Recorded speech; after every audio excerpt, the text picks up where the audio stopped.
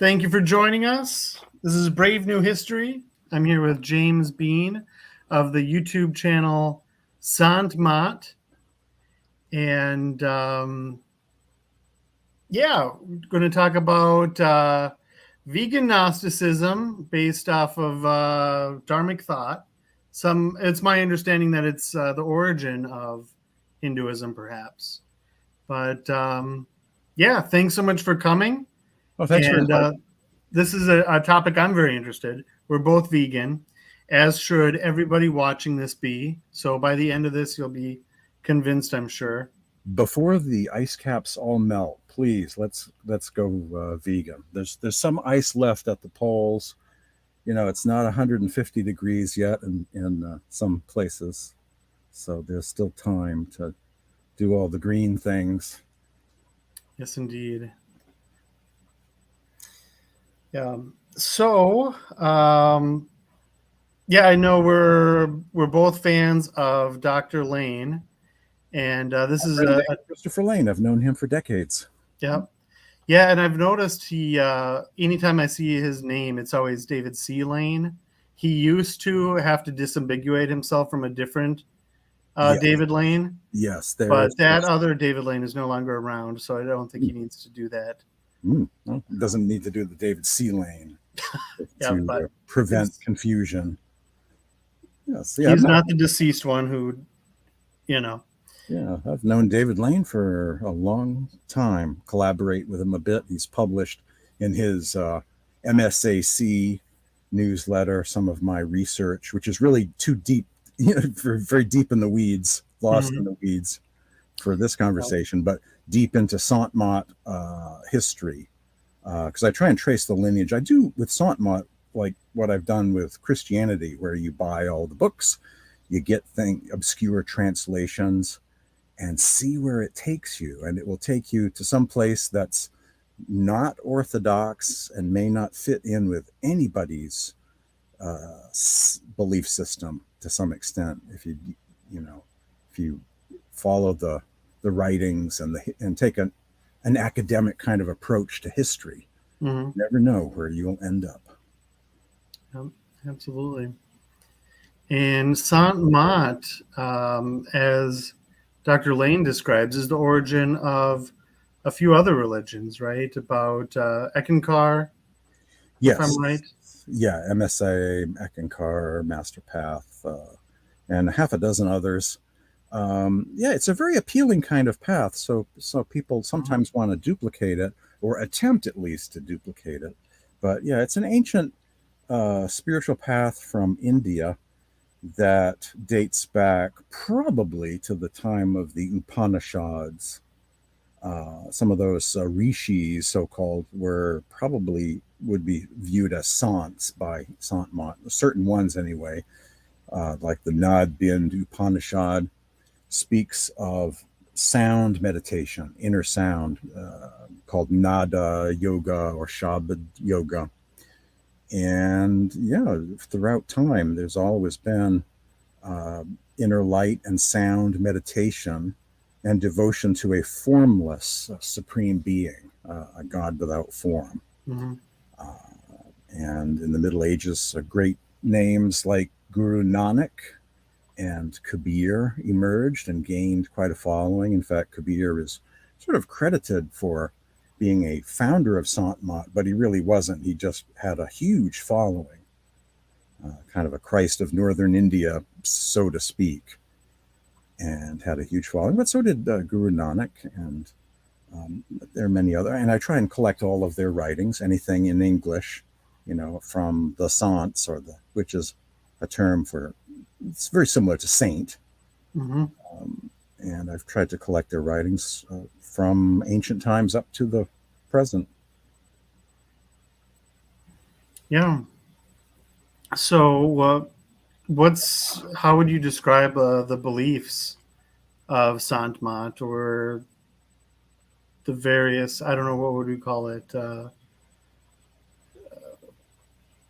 How would you describe it, the gist of it? Well, I'll click on my ingredients here, my points here, ingredients of a living spiritual path. And I have a whole list of things. Number one, living masters or teachers with students. So with this kind of path, I mean, there are a lot of scriptures, spiritual classics, but there is an emphasis on a living teacher. There's a great emphasis on a living spiritual master, and part of a lineage of masters too. So in Sant Mat, you couldn't really just print up some business cards and say, "Hey, I'm the Sadguru now."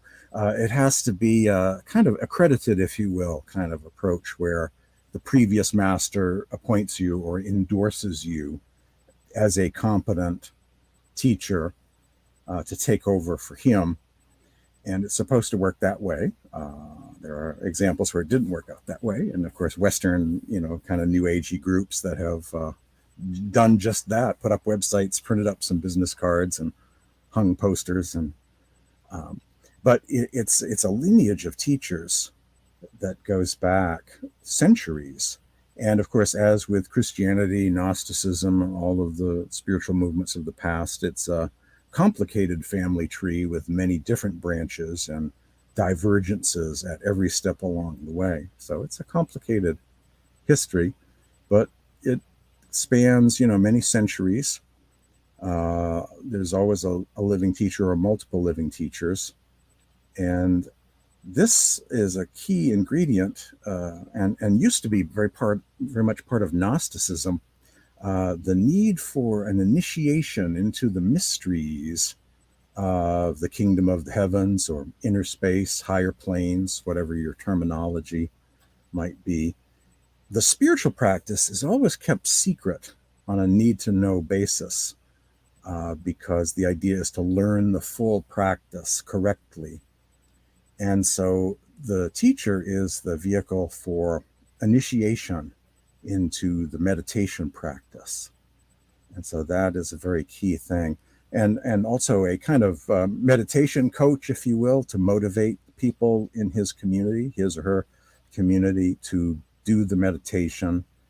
And if it's a competent teacher, they themselves have made this journey and will, beyond imparting the theory of the meditation, will actually, on a subtle level, be a positive influence in the life of their students to also work with them to have a successful meditation practice, to have inner visions of light, auditions of sound, and they have inner space mapped out in it's a number of different heavens. In fact, there are charts, Gnostic charts of the heavens, Sant Mat charts of the heavens, Kabbalah tree of life.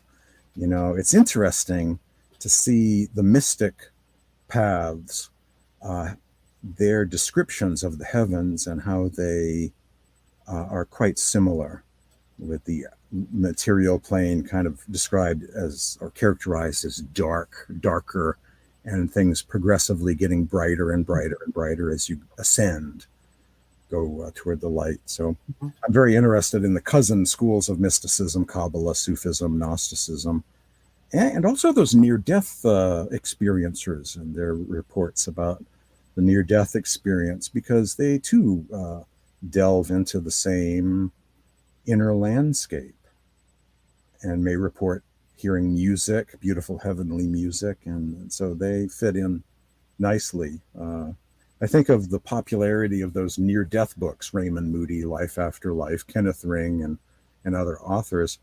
The popularity of those near-death books was sort of a legalization of mysticism in our culture to some extent. So now if someone says, I was taken out of my body and I went to this other realm, and there was a brilliant light and there was a life review process, and I heard this beautiful music.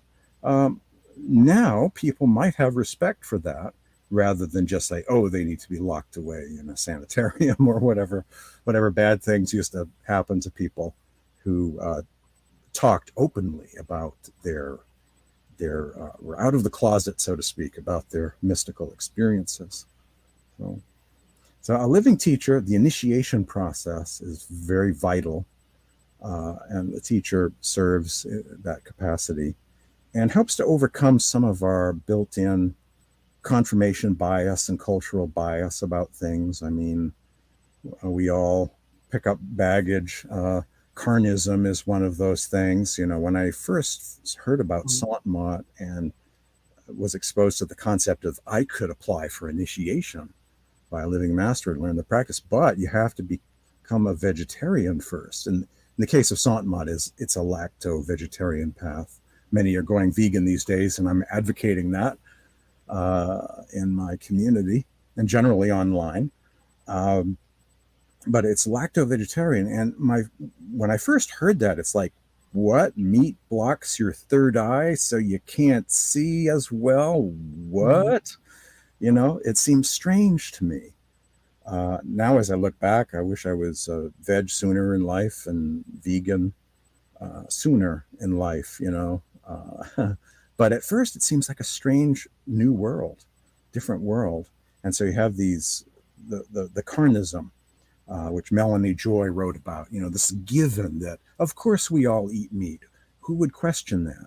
And so in that sense, eating meat is orthodoxy, and vegans are the heretics. Vegetarians are the heretics that have gotten away from the path of meat. And so it's really, you know, in a sense, you're really leaving Mystery Babylon when you change your diet. That seems to be a really big deal for people. Yeah. I take it for granted now, but yeah, it was a big deal once upon a time. Yeah. No, that's my experience too, where, I mean, I just did it on my own. There wasn't really any influence on me to go vegetarian, right? And yeah, it was almost like, how long can you go without breathing at the beginning, right? Well, you need to eat meat to live, right? Or else you die, right? And I found that I didn't die. Got to get your protein. Got to get your protein. Yeah. Which, of course, I have my replies. I mean, probably every vegan has their quips, maybe, that they've developed, right? That to the protein thing. Right. I say, well, there's no protein in beef or chicken. They're all vegetarian. Where do they get their protein from? Good point. And like they just get it somehow, and like they don't need to eat meat to get protein. And event like not like, I don't think I've ever had a light bulb go off, you know, for them that you just turned them around to telling them that you don't need meat for protein, right? But right, everyone. I mean, people don't know how to feed themselves at first, you know, and yeah, it's a radical change. You know, you have to learn how to feed yourself and change what you buy when you shop, perhaps even where you shop, to get what you need, and that's a learning process. And to get your B12, and you know, and just yeah, B12. That's another one. I mean, there's most people, I mean, you probably know, you just get it. Your body produces its own B12, right? And now everything is fortified with B12 anyway, because we don't have animal sources. But yeah, nutritional yeast is a great source of B12 and tastes good. Yeah. It's sort of like a vegan equivalent of. It's kind of like a vegan equivalent of Parmesan cheese. It kind of is, yeah. But I mean, except it does. There's a certain, I don't know what, that it doesn't have, but most people would find it offensive. The Parmesan, the like dairy Parmesan, right? With if you've ever seen the show QI with Stephen Fry, no. So there's Stephen Fry. He's a writer, actor, whatnot, and on his show he did this.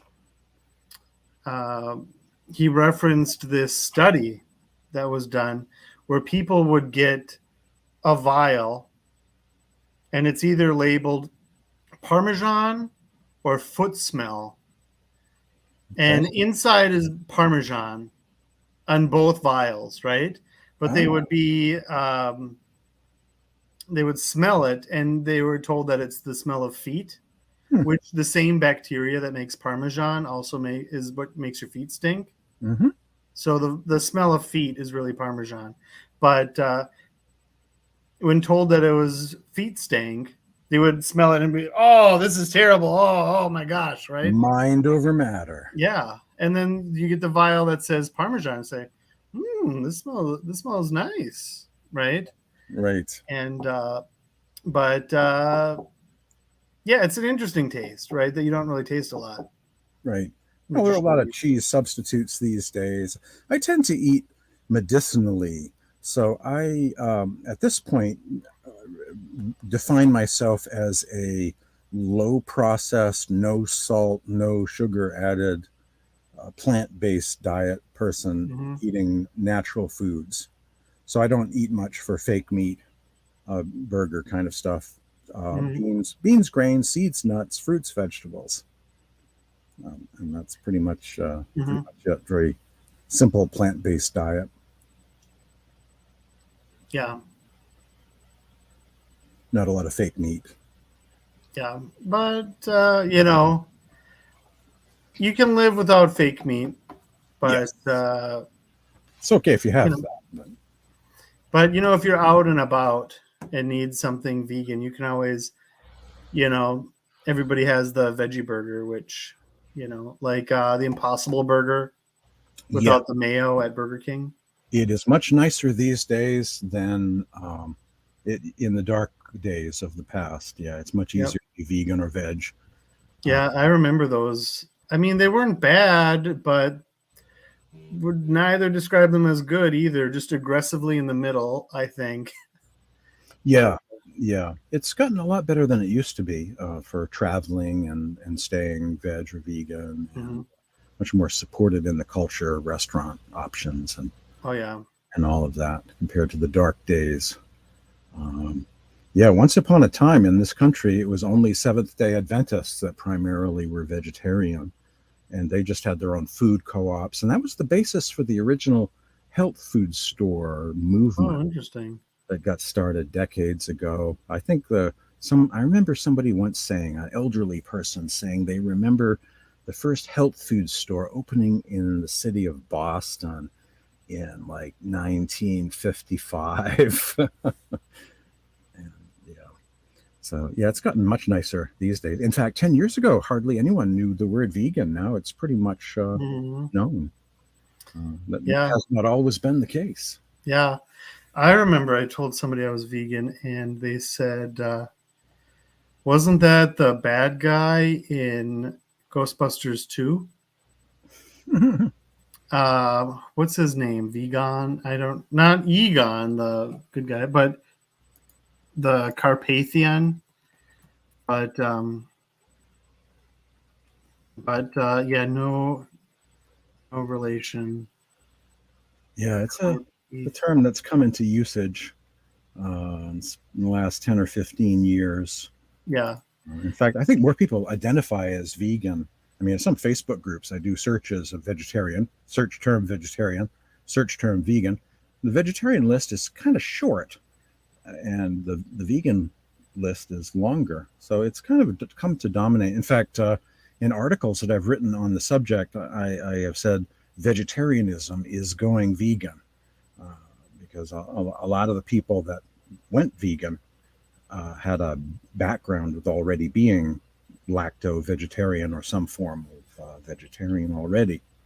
So they're just going further along. So it's an interesting thing that most of the mystics, Gnostics, Mani, for instance, the prophet, not prophet, but the poet, Rumi, Rabia of Basra, the Sufi, veg, vegan, throughout time, the out-of-body type mystics, the off-worlders, those that advocate some kind of ascension through the heavens and hearing the music of the spheres, Pythagoras, Valentinus, Mani of Manichaeanism, some of the hardcore Sufis. A lot of people would assume that Rumi, for instance, would be halal follow the halal diet because they just assume that, in the Muslim world, that's the diet. But then I read some verses of Rumi poetry that were actually vegan, not just veg, but vegan. And it's amazing, so even the Sufis, some of the like Rumi is the king of the Sufi poets, even there, where you would assume that they're halal in diet, even there are pockets of veganism going on. And of course in India, the mystics, I mean, in order to be initiated in Sant Mat, you have to be a lacto-vegetarian.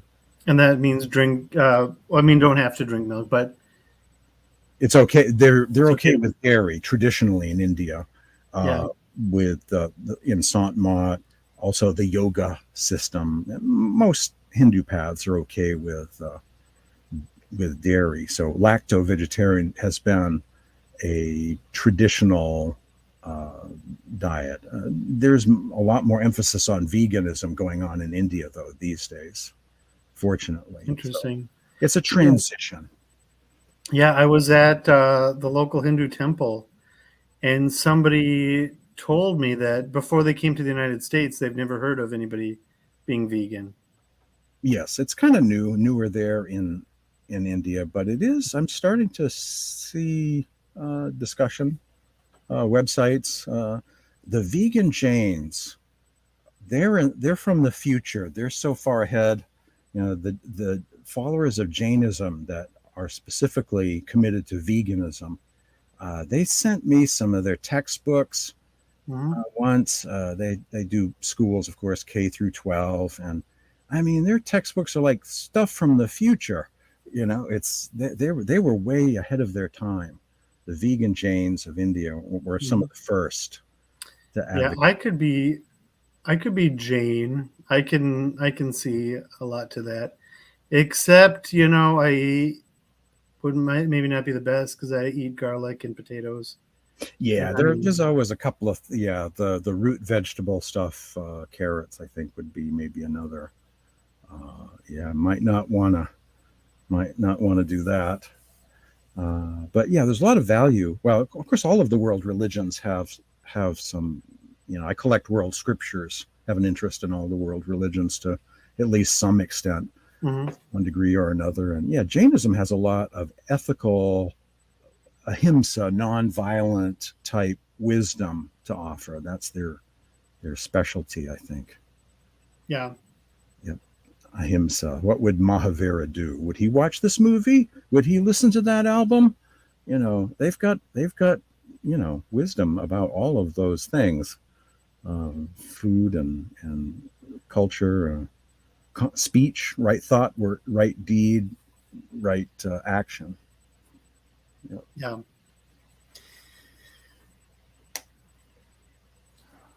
Yeah. And so Jainism and Sant Mat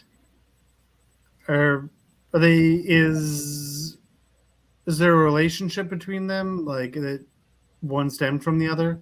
Because you can see them as being similar. Yeah. There's some similarities with all Eastern religions in that they follow the 8 limbs of yoga, the ethical systems, the 5 precepts. There's some shared values between Hinduism, Sikhism, Jainism, Hinduism, Buddhism. Mahavira is considered a saint in Sant Mat, but yeah, there's no direct connection as such. But yeah, they certainly, and Buddha is also considered a saint. And there's a book called the Sringama Sutra, which is all about gaining enlightenment through sound. And it's an old Buddhist scripture. It kind of reminds me of Pistis Sophia in the Gnostic world, in that it's a somewhat later, originally Sanskrit book that's regarded as apocryphal by most people in Buddhism, but it's an esoteric, mystical kind of text that some like. It also advocates veganism. It's one of the earliest scriptures in the world that advocates veganism. The Sringama Sutra. veganism and gaining enlightenment through transcendental hearing, inner sound meditation. Mm-hmm. Not accepted by all Buddhists, but I find it to be one of my favorite Buddhist sutras. So I think a lot of figures from the past are considered saints in Sant Mat, including Jesus is considered, and Christian mystics too. Like in a Sant Mat publication from South Africa once, I read this article about a Christian mystic by the name of Richard Rolle, who described hearing sound in his meditations. And so it's a weird thing. Sometimes Christian mystics are treated with respect in India, and their writings are quoted, and like the parallels between Teresa of Avila's interior castle and some Sufi teacher, whereas in the West, they're sort of neglected or considered suspicious or heretical, or neglected. I wrote an article once called "If You Don't Want Your Saints and Mystics, We'll Take Them," because I kept seeing that over and over again, where in India, it's like, oh yes, Saint Thomas came here long ago. And whereas, in most of the Christian world, the Acts of Thomas and other Thomas books, Gospel of Thomas would be viewed with suspicion as heretical, bad, part of a conspiracy even. Yeah, where I guess you don't really get those solid lines in India so much, that it's all kind of, I don't know, like kind of in Western religion, it's kind of the dividing line between good and evil is just so prominent, or maybe not good and evil, but orthodox and heretical. Maybe we'll say it that way. Yeah, they're used to multiple traditions coexisting in India. There's some pretty hardline people in India too, but the culture generally is so exposed. India has so many different religions, every 5 feet and on every corner. There's so many different paths that are sharing the same space. Which is different from the Western world. And also mystic paths have gotten further along in India because they haven't been all massacred every couple of centuries. In the West, the wheel keeps getting reinvented again and again because you have an interesting group like the Cathars, and then no more Cathars, inquisitions and pogroms, and just terrible things that have happened to eradicate, and then, the mystics have to reboot, regroup someplace else and start again. And so they don't really have like 2,000 years of tradition to play around with. It keeps getting, in the West especially, keeps getting massacred, and the herd gets thinned out from time to time. Yeah, which you'd think like Jainism and, well, Hinduism too. I mean, not that they're necessarily different things, but self-defense is seen as maybe a little bit too aggressive, right? I believe Jainism is a pacifist religion. Yeah. And they have been able to be that in India. Of course, the Mandayans, as a Gnostic sect in Iraq, they also are pacifists. Yeah. So, which you don't think an ideology that isn't necessarily on board with self-defense would survive. That's true. It's tough. But sometimes those groups that are very good at self-defense, if they become too militarized, then there's no longer anything to defend anymore. I imagine, I visualize what a Tibetan Buddhism would have looked like had it been very militant Would they still be there? Would Tibet be an independent country now? Maybe, but would it be the same Buddhism? Or would it be just people with guns and, you would have a very militarized kind of Yeah. culture that probably we would think, well, they preserved their culture, but it's just not the same anymore. So there's Yeah. that aspect of things too. I think of the Sikhs, the early Sikhs. Oh, yeah. I'm much more fond of the early Sikh Yeah. culture than after all of the wars and stuff. I think it takes its toll, and it's no longer the same anymore. Yeah. You have a pacifist that is required, or at least strongly urged, to carry a sword with him everywhere. Seems a bit antithetical to the whole pacifist thing. Yeah. Sikhs, of course, became a kind of warrior caste eventually in India. But those early Sikh gurus, they were certainly pacifists. They were vegetarians and are considered saints in Sant Mat, the Sikh gurus, especially Guru Nanak is a key figure. In fact, out of all of the world scriptures, Sant Mat is most fond of the Sikh scriptures known as the Adi Granth or Sri Guru Granth, and consider the entire thing to be holy scripture. Whereas with other world scriptures, it's like, panning for gold, right? Golden nuggets here or there, killing and feuding and blood feuds. But once in a while, someone will say, blessed are the meek, for they shall inherit the earth. And you go, okay, that's a nice verse. Let's hang on to that one. Let's quote that one. And then back to the killing and dying now. And the, so the Sikh scriptures, the whole thing, 100% of it is considered edifying, spiritual, positive. Yep. It's a very nice holy book. I like collecting scriptures and have several translations of the Sikh scriptures. It has the first 5 Sikh gurus, a couple of later Sikh gurus, a little bit of Kabir is in there, and a couple of Sufi poets also, Baba Farid, and I forget some of the other ones. There's a few. So it's kind of a bit more ecumenical in some ways. It actually has a couple of Sufi poets included in their scriptures. So is much known about the origins of Sant Mat? It is, as I mentioned, it dates back many centuries in India.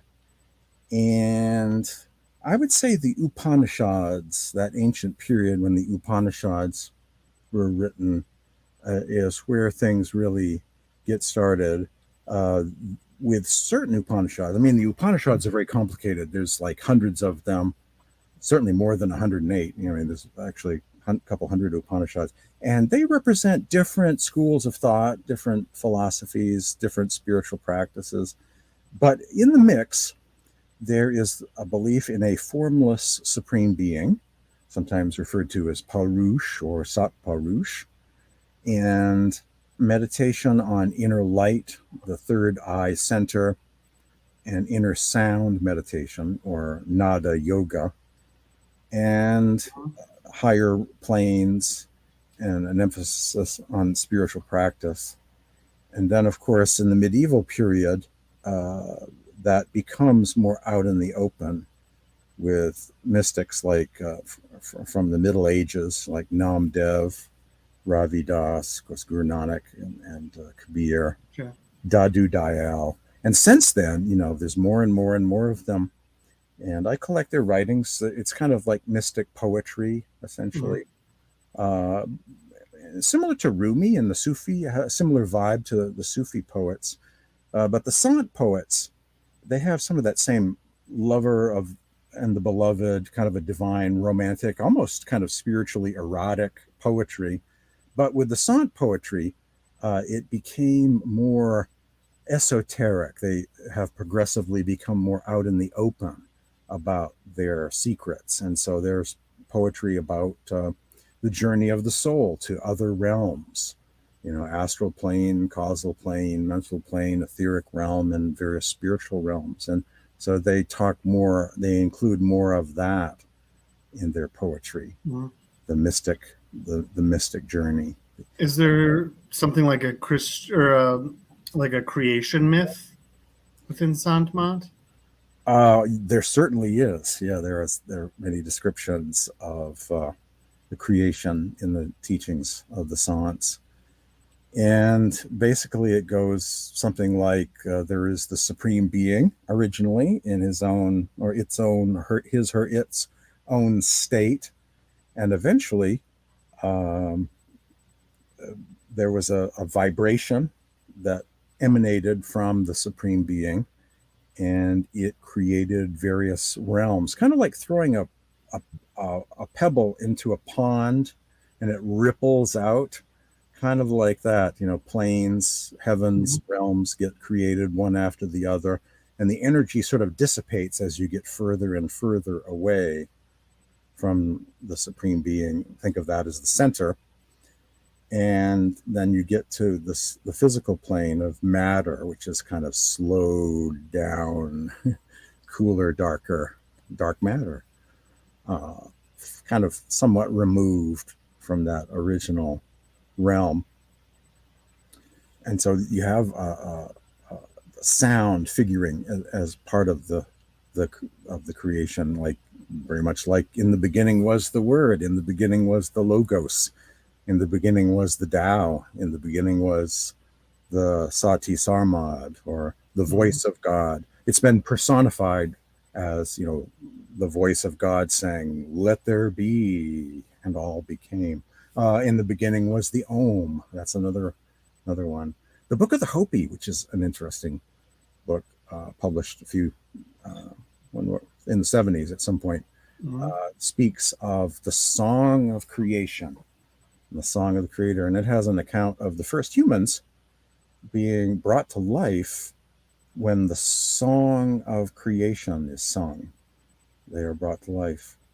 In Sant Mat, the soul is described as riding this current of light and sound and incarnating into bodies. And here we are. In Sant Mat, rather than there are many different heavenly realms. And it's actually very similar to the Gnostic description. In fact, that there are many parallels between Sant Mat and Gnosticism. This sense of alienation and wanting to go back. Some of the many wanting to go back to the one again through spiritual practice. So there are several heavens to navigate through.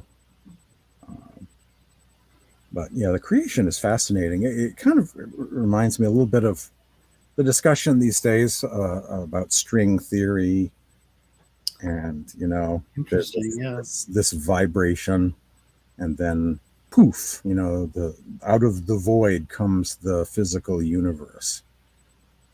And that's very similar to what some in the East have been saying for a very long time. Yeah, it almost makes you wonder that, there's hardly any reason to think it, but,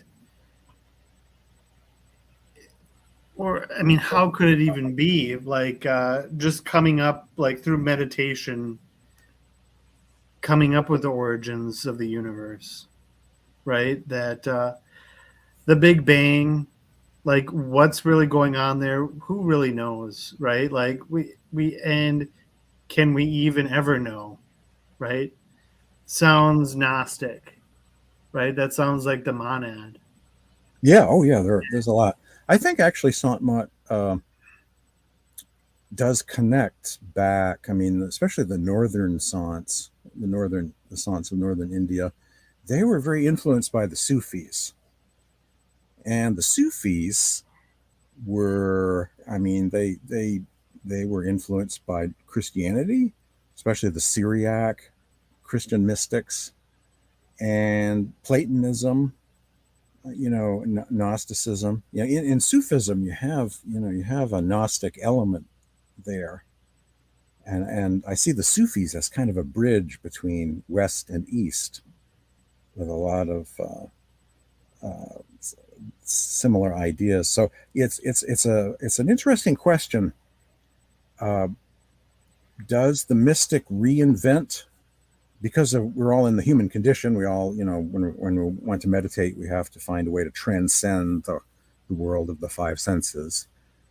And so, do we reinvent the whole thing, or is there a historic influence? And I've, after reflecting on this for a very long time, I believe that it's both. That you have schools of mystics that keep reinventing similar techniques to overcome the monkey mind, a mantric repetition of some sort, sensory deprivation, meditating in the early morning hours when it's dark and quiet. And, there's the human condition and the same spiritual journey. But there really are influences between East and West. And I mean, the connections usually are not celebrated by each tradition. I mean, there's sort of a politics of we have the truth and no one before us. You don't find in Christianity people saying, well, yes, Zoroaster was a huge influence on our religion, or Platonism or Pythagorean. But yeah, there's a huge amount of influence back and forth, I think, between religions.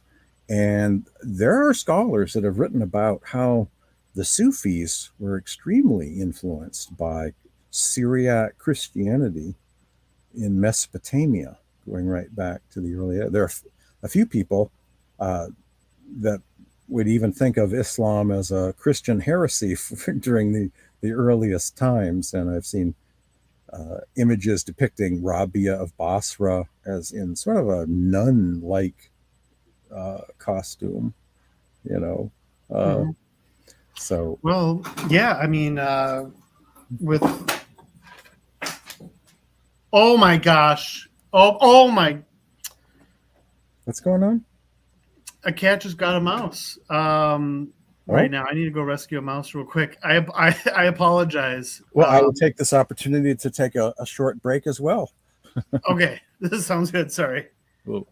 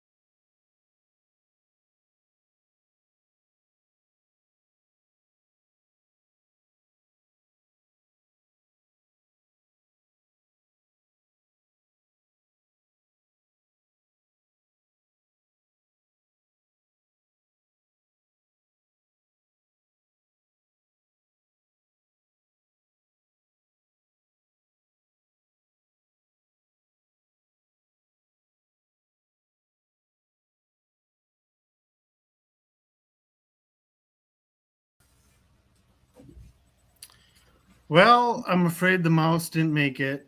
So, well, at least you don't have a mouse wandering around your house. Yeah, I don't know. It's geez, Louise. Oh. Well, there's that.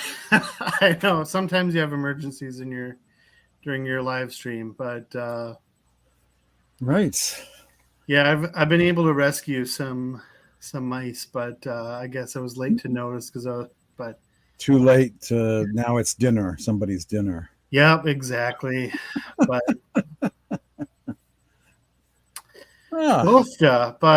so there it is.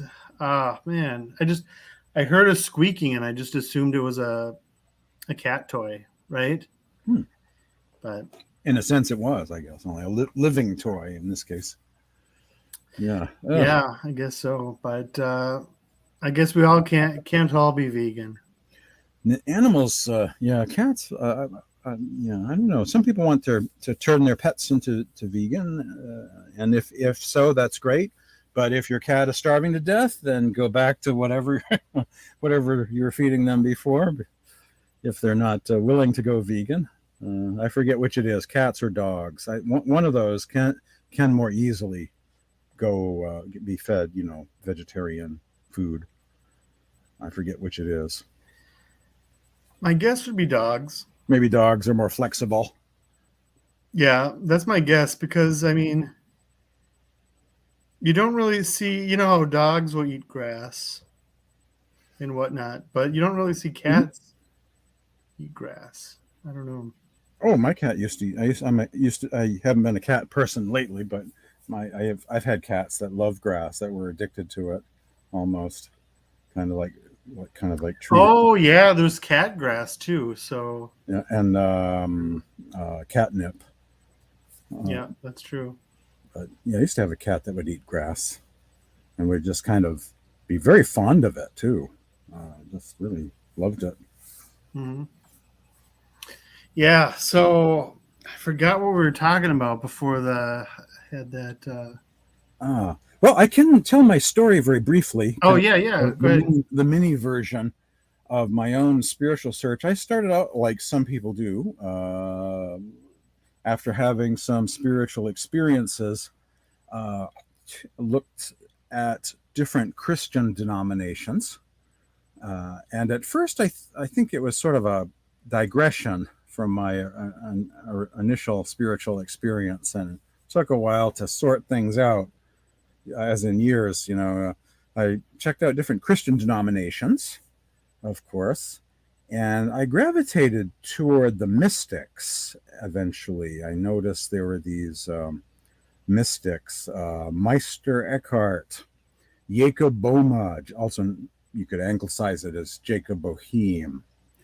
Interesting. The author of The Cloud of Unknowing, another spiritual cloud. Is that the origin of like the Bohemian thing, or is that something different?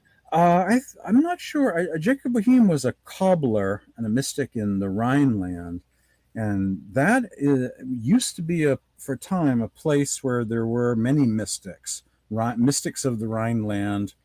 Meister Eckhart is another example. And there were several interesting medieval movements at one time in Christianity. I think of it as a kind of Christianity 2.0. And I don't know how, is it Hermetic influence, or was it Sufi influence? Probably both of those to some extent. But somehow they came up with this Christian mysticism that was quite intriguing. And some of them were vegetarians, actually. I need to look into the vegetarianism of the Brethren of the Free Spirit. They're known. Jan van Rijsbroek wrote many, many volumes. Some of those folks were very intriguing, very deep, and I took to their writings very much, and saw them as having a lot more going on than just believing in some creed and 4 or 5 things and have a nice week. See you during Sundays and holidays, but a Christianity with a contemplative spiritual practice and a mystical framework that I would think of as kind of Gnostic these days, wherever they got it from.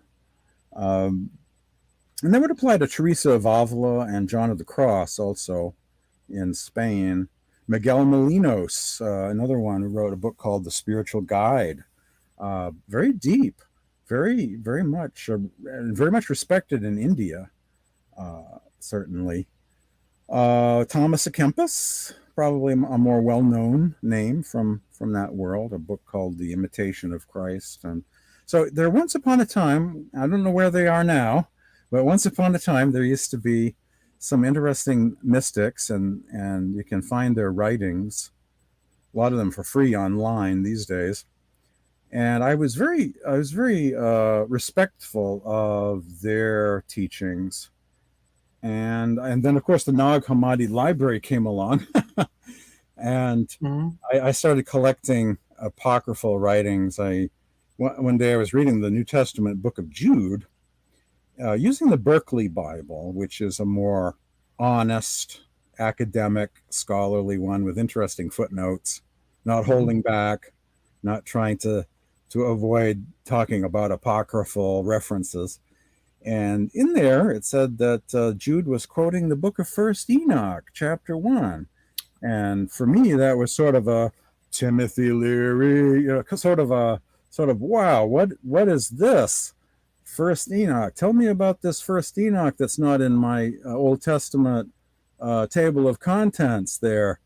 And soon enough, I got myself a copy of First Enoch, and then there was Second Enoch. Eventually, there was Third Enoch too, the Hebrew book of Mm-hmm. Enoch. And I started collecting these apocryphal writings and tried to figure out what was going on. Of course, the Nag Hammadi, at first, there was nothing, no commentary, nothing whatsoever discussing the Nag Hammadi. But of course, that's all now changed these days. And so you have all these writings, and you have to revisit the question of, well, where did the Bible come from anyway, and Mm-hmm. who decided? And in fact, there are different Bibles in different places. The Ethiopian Christians have, I think it's 81 books in their Bible. And if you read the history, you find references to the Gospel of Thomas and the Odes of Solomon being highly regarded as scripture in Mesopotamia. Mm-hmm. And their original gospel was called Tatian's Gospel Harmony, the Diatessaron, which is a kind of gospel harmony. And that had bits of the 4 New Testament gospels in it. But the original unredacted, uncanonized version also had some other things too, Gospel of the Hebrews, and there are parallels with the Gospel of Thomas, some Thomasonian sayings in there. But that is a lost work, and there's a copy of the Diatessaron in Arabic, but it's been other editor hands have come and redacted the non-canonical parts of it. So the non-canonical stuff is gone from it now. But that sounds like that would have been an interesting scripture at one time. I studied Gnosticism. I was very drawn, like with the Christian mystics, the Gnostic writings, the Nag Hammadi library had a lot of wonderful teachings. And then I found out about the Mandaean scriptures, the canonical prayer book of the Mandaeans, and I was very, very impressed with the Mandaean writings, and still am. Let me reach for my copy. Move my headphones here. A recent acquisition, a complete translation in English of the entire Ginza Rabbah, as it's called, the main text of the and it comes from this book company in Australia. Mm-hmm. Very easy to work with them. They'll happily sell people copies of that book. And I'm very drawn to the Mandaean scriptures. I believe that the Nag Hammadi represents the poetry. I mean, the prose of the Gnostics, but the Mandaean scriptures represent the poetry.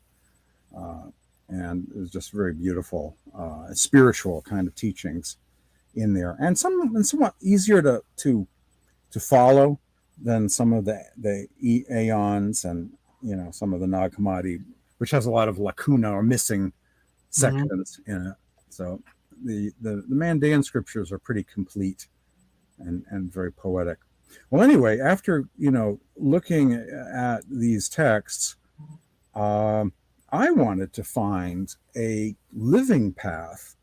Yeah, I didn't want to go on an archaeological dig for bones of dead people that wrote these great books once upon a time, but I wanted to find a living gnosis now, someone like that now. And I looked in the yellow pages. There was no Church of Meister Eckhart at the corner of Main and Union.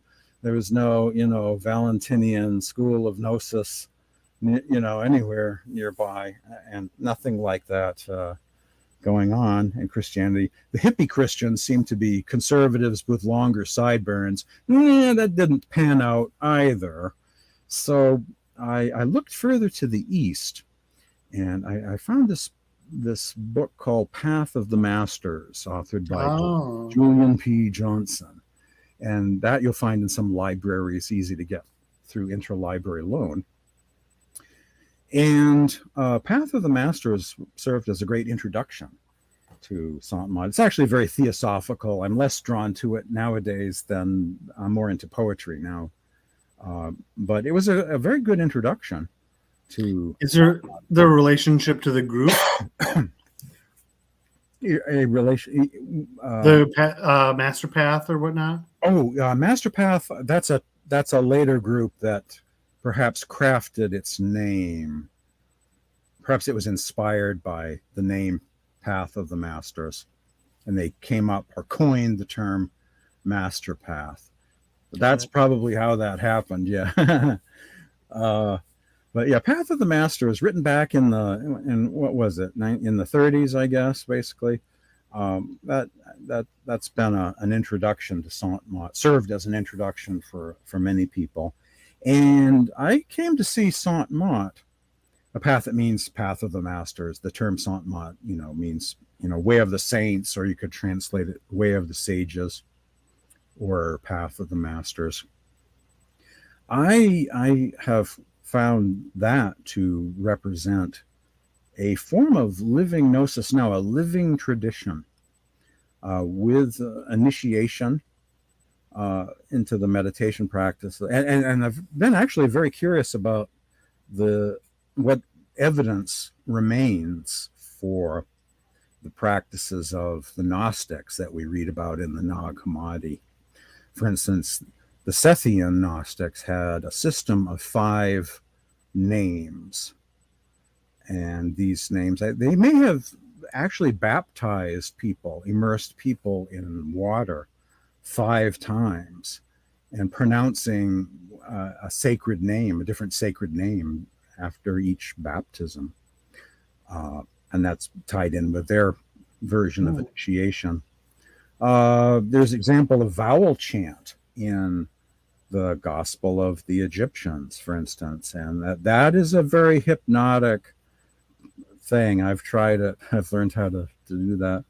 The vowel chant is very Eastern. It's kind of, makes me think that Egypt was sort of the Tibet of the West at one time, with all these monastic groups and some fascinating chant and mantras, sacred names. So I think there are many parallels between Sant Mat and the Gnostics. The use of sacred names. Each of the sacred names corresponds to a higher realm, an inner space kind of realm. And so in the Gnostic texts are described heavens, several different heavens, and a desire to ascend through the heavens. Now, of course, this is straight out of Jewish mysticism, the book of First and the book of Second Enoch, the Ascension of Isaiah.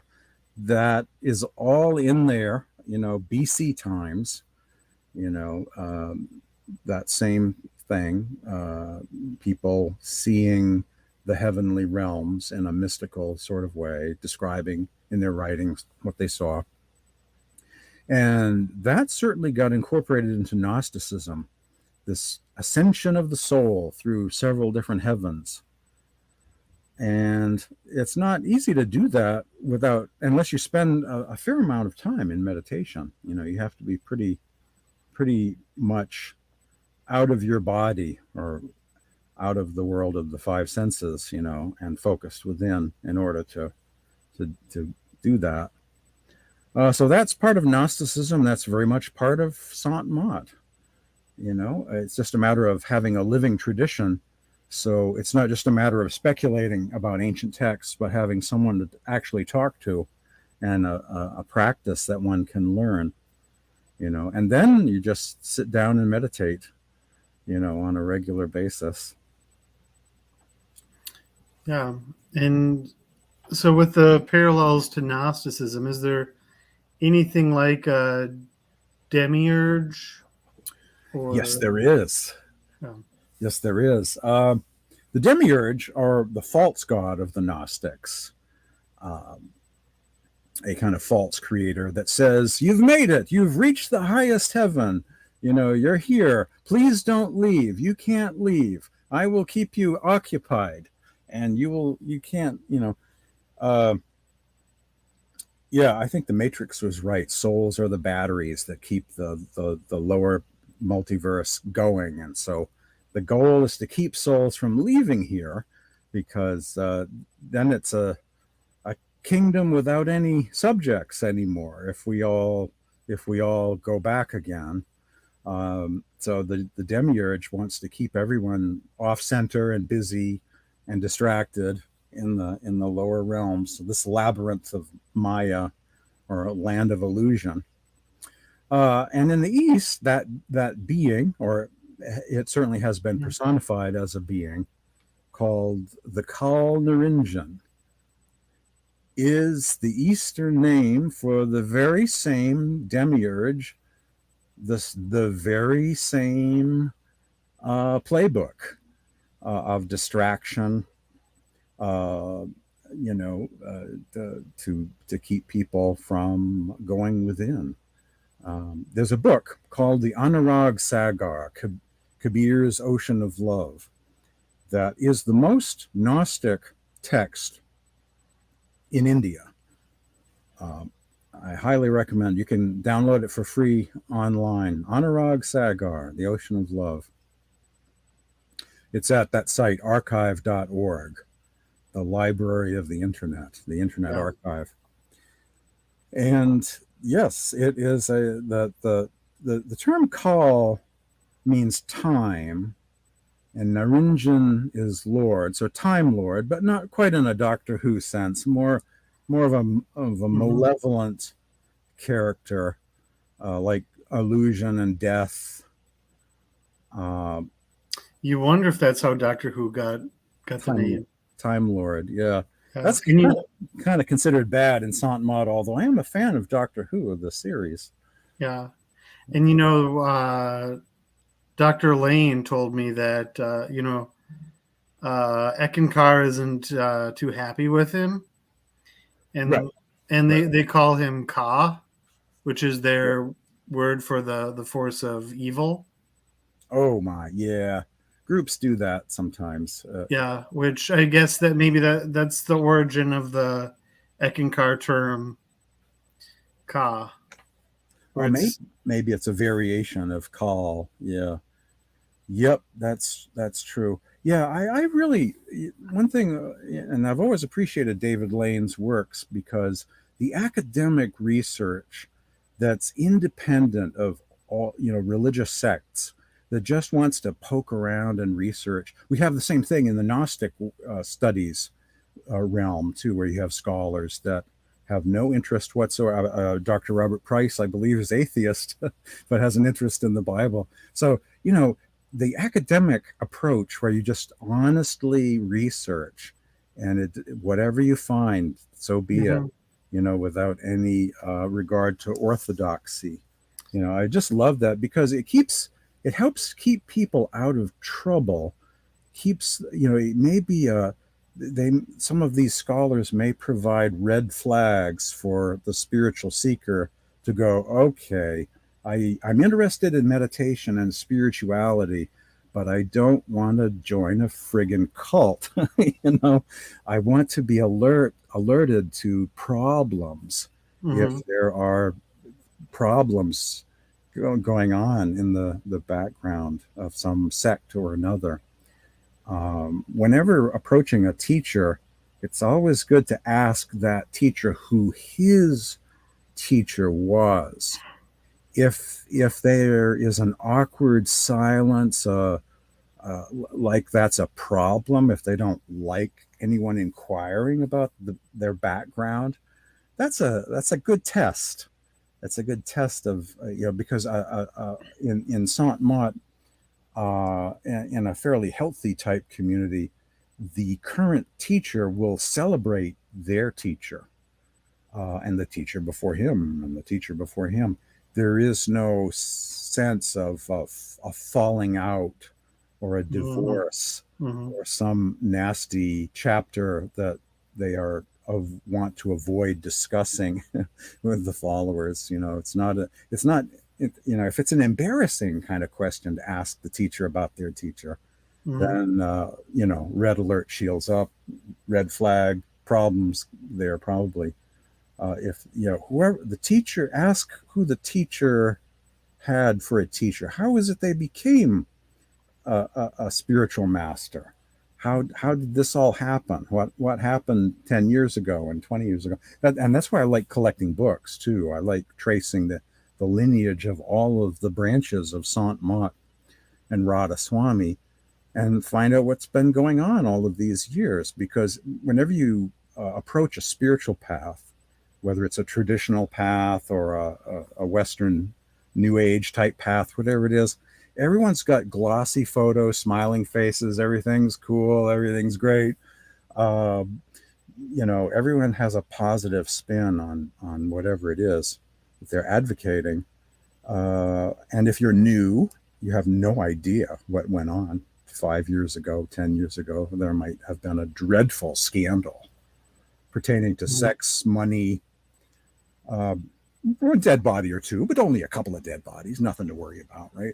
And you never know what might have gone on in the past. And so it's good to research. So I did with Sant Mat what I did with Christianity, and started collecting the writings and the apocryphal writings, the lesser known, just to see what was going on. And I'm very glad I did. So I like being very informed to a ridiculous extent about the history of any branch of Sant Mat and Radha Swami. I like to know everything that's been going on, and the lineage. And very suspicious of all of the Western groups like that you mentioned earlier. They are not vegetarian. They have tried to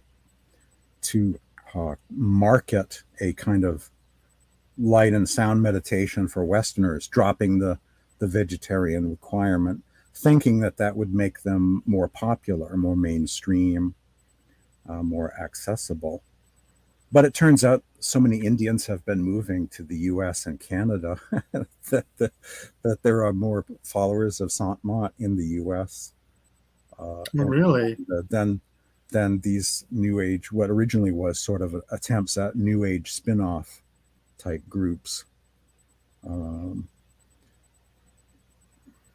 Yeah. A lot of Sant Mat. There's Jain temples. There's Hindu temples. There's Buddhists. It's amazing. The Kabir Panth has a satsang in Toronto and one in Vancouver, and there are Jain temples and like Houston, Texas, and Oklahoma even. I mean, it's really, there's a lot of Indians that live in the U.S. these days.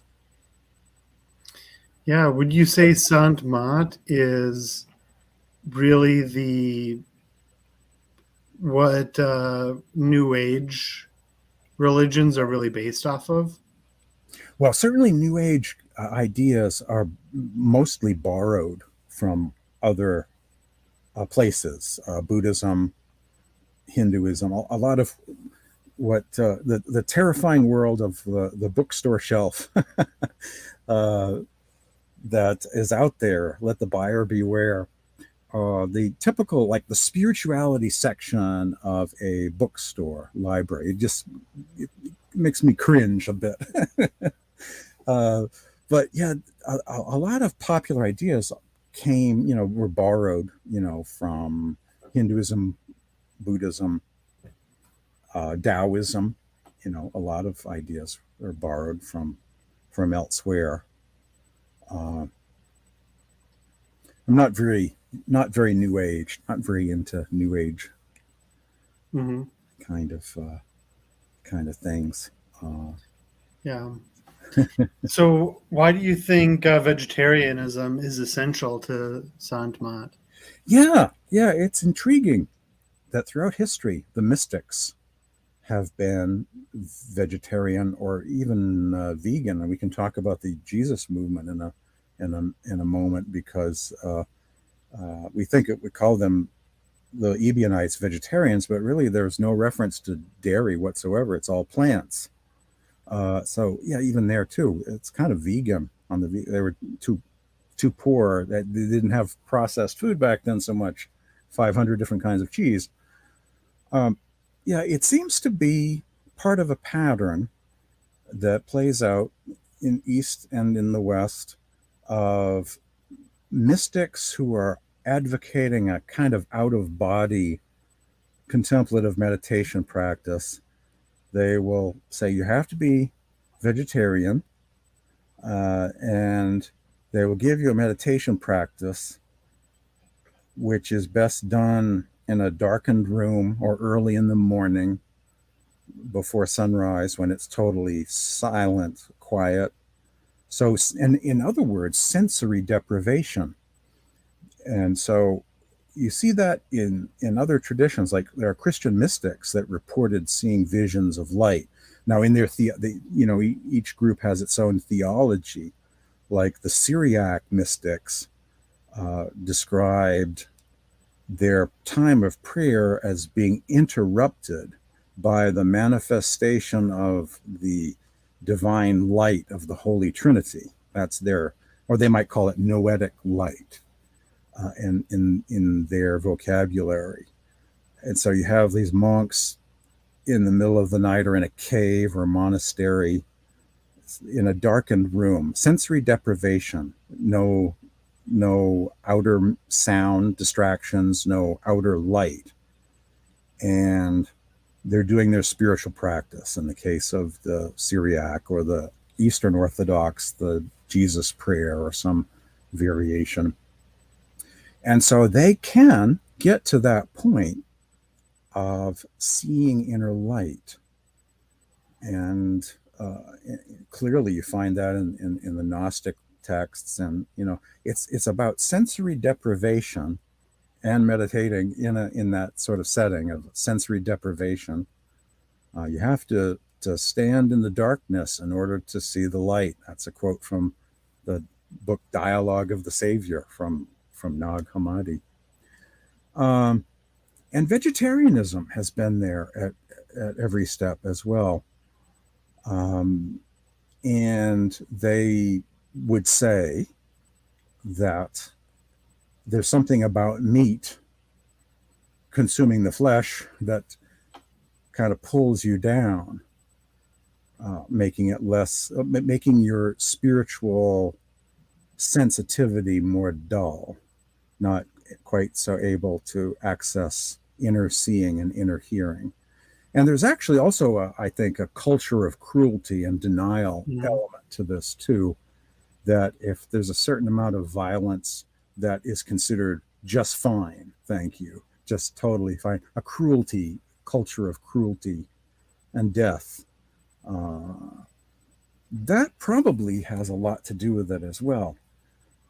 A lot of these mystics are pacifists and very much advocate some form of ethics that, well, they call the term is Ahimsa, or non-violence in thought, word, and deed. And that certainly is part of it too. I'm thinking of a quote. Maybe I will find it as we're speaking here. There is a certain, I have an e-library online, and there's a vegetarian section. And there was a quote that I spotted in an E.J. Brill book. I'm scrolling to it now. a book about the golden verses of Pythagoras, which I think really nails what's the big deal about, vegetarianism. Here we go. The Golden Verses of Pythagoras, John Tom, published by E.J. Brill, the famous Netherlands scholarly book company. A light, meatless diet sharpens one's spiritual perception, while a diet containing meat weighs the soul down. That nails it right there. Now, of course, there are other Pythagorean sayings, as long as man continues to be the ruthless destroyer of lower living beings, he will never know health or peace for as long as men massacre animals, they will kill each other. Indeed, he who sows the seed of murder and pain cannot reap joy and love. So that's another one. But the dulling of the spiritual perception, I think that really nails it. And in the cousin groups like Kabbalah and Sufism, you will find vegans and vegetarians, even in Kabbalah, which is known as more of a okay with meat kind of path. You'll find some vegans and vegetarians there too. Yeah. And, I'm reminded of Hymn of the Pearl, right? Where the speaker goes down to the land of Egypt and he partakes in their rich foods. Yes, and falls into a deep, deep sleep. Yep. Exactly. Yes, exactly. Yep. Blending in with the Egyptians and eating their food. And then who are they? They forget who they are. Yes. And they need to be awakened again. And eventually there's a letter from the East. That's a very special, I think the Hymn of the Pearl is probably one of the greatest of Gnostic scriptures. That is a wonderful, wonderful hymn. It's embedded in, of course, the Acts of Thomas. And I have a copy of the Syriac translation. And, it's got some other stuff in it that the Latin doesn't have. A few more poems and prayers. That is an interesting book. Acts of Thomas and the Hymn of the Pearl would be one of the best examples of an apocryphal scripture. Yeah. I wonder if by the rich foods they're referring to meat. The food of the Egyptians. By default, Gnosticism is a vegetarian path. And I don't know of any ancient Gnostics that were not vegetarians. There might have been some. And there's some dispute about, who is it, Marcion, who's sort of half in, half out, somewhat Gnostic-ish, but not fully Gnostic. And he's pescatarian. It figures. he would take that sort of both sidesing it, he'd try to both sides his way through that issue like other issues. He sort of believe he didn't he believed in the demiurge, but not in the monad. That right. It was just cruelty all the way down and all the way up. Yeah. But you just get to less level. It just becomes slightly less cruel as you ascend, I guess. Yeah, he was transitioning. Yeah, sort of. Some people think of him as Gnostic because he's demiurgical, but in other ways not. He's really into Paul, Saint Paul, of course. And the Jesus movement. One of my favorite subjects. Like I read books cover to cover about the Ebionites, that Christianity before Paul, that original group headed by James the Just, and Peter was part of that.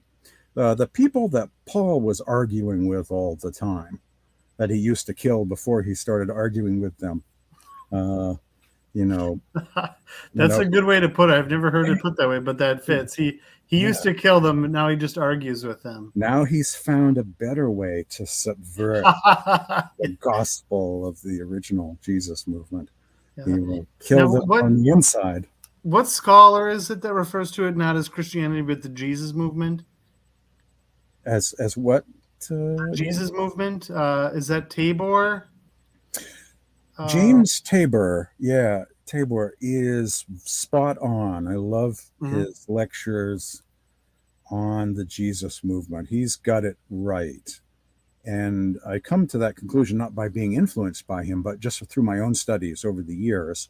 It's like, yes, he he's got it right. I mean, he found this cave of, John the Baptist in Israel, and his take on the vegetarianism of the Jesus movement. I've watched some of those YouTube interviews and lectures not too long ago. Yeah, he was absolutely spot on. James Tabor, and there's an author by the name of Keith Akers. Keith Akers wrote a book called Disciples. Best book you can possibly buy Hmm. on the vegetarianism of the original Jesus movement, and get all of your questions answered and all those Sunday school propaganda issues totally resolved. What about the loaves and the Yes, fishes? exactly where my Oh, mind yeah. was going.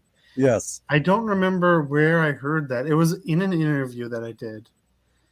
That the earliest texts don't say fishes. exactly. Where I forget which interview it was. They say grapes. Um, Yeah, the fish reference, and yeah, Keith Akers in his book Disciples devotes a chapter to that. He says he quotes Irenaeus, the church father, talking about the feeding of the 5,000, the miracle of the feeding of the 5,000, the multitude, and how it only mentions bread, no fish, and that's like way into the second century. so And Irenaeus says it doesn't talk about fish, doesn't mention the fish, and or he's Irenaeus doesn't mention fish, or does right. he He doesn't mention the specifically fish. call out there's no fish? No, he doesn't mention fish. He only mentions the feeding of the 5,000 was giving them bread. And he was like way into the second century. And he's not the only one, that just mentions the bread without the fish. And so Keith Akers is saying that the fish got added to the manuscripts of the New Testament Gospels, evidently sometime slightly later than the time of the church father Irenaeus. And at first, that might seem, if you're not familiar with manuscripts of the New Testament and all that, might seem like preposterous or something. But there are a lot of variations in New Testament manuscripts, and there there's the Sinaiticus, there's this old Syria, and Keith Akers makes use of this. It's called the Old Syriac Gospels, and those are some of the oldest surviving Gospels. They're in Syriac Aramaic, and those read somewhat different. There's a vegetarian saying of Jesus in the Gospel of Luke that talks about eating of flesh, and that has changed if you read the Greek, that most New Testament translations rely on. It says don't be gluttonous. It doesn't say don't eat flesh. It says just don't be gluttonous. So it's just a little different. Mhm. And there, of course, Mark 16, the three or four different endings of Mark, is a good illustration of how you have different verses, other verses that pop in later on Mhm. mysteriously. So the idea that fish got added in some of the New Testament manuscripts is not that preposterous at all. There's always a politics of power going on with every move that every religious sect makes. The least of my disciples is greater than John the Baptist. That part got added later and is not part of the Hebrew Matthew. And it's like saying, there's this struggle between sects always, and there was once upon a time the John the Baptist sect, and and the Jesus movement. So, and the idea of adding meat is a way to prevail against the original Jesus movement that was vegetarian. There are references to most of the apostles as being vegetarian. Peter, James, the successor of Jesus in Jerusalem, is described as a vegetarian in many different sources. That Eisenman book, James the Just, that big 1,000-page book all about James, goes into that. Augustine said that about James the Just as well. St. Jerome was very acquainted with the vegetarianism of the apostles, and he was acquainted with the, however you want to say it, Nazarenes, Nazarea. He was very acquainted with them. And St. Jerome, creator of the Vulgate translation, he was a staunch vegetarian, and his quote on the subject is very Ebionite, actually. He may not have agreed with the Ebionites, 100%, but on the vegetarianism, he was absolutely sounding just like the Jesus movement, totally vegetarian, that, that we need to get back to Genesis, get back to the garden and the plant-based diet. And in fact, he even says Jesus came to bring meat eating and sacrifice to an end. So it's surprising how many vegetarians there are in Christianity. Now, was Irenaeus, I get the feeling he wasn't vegetarian?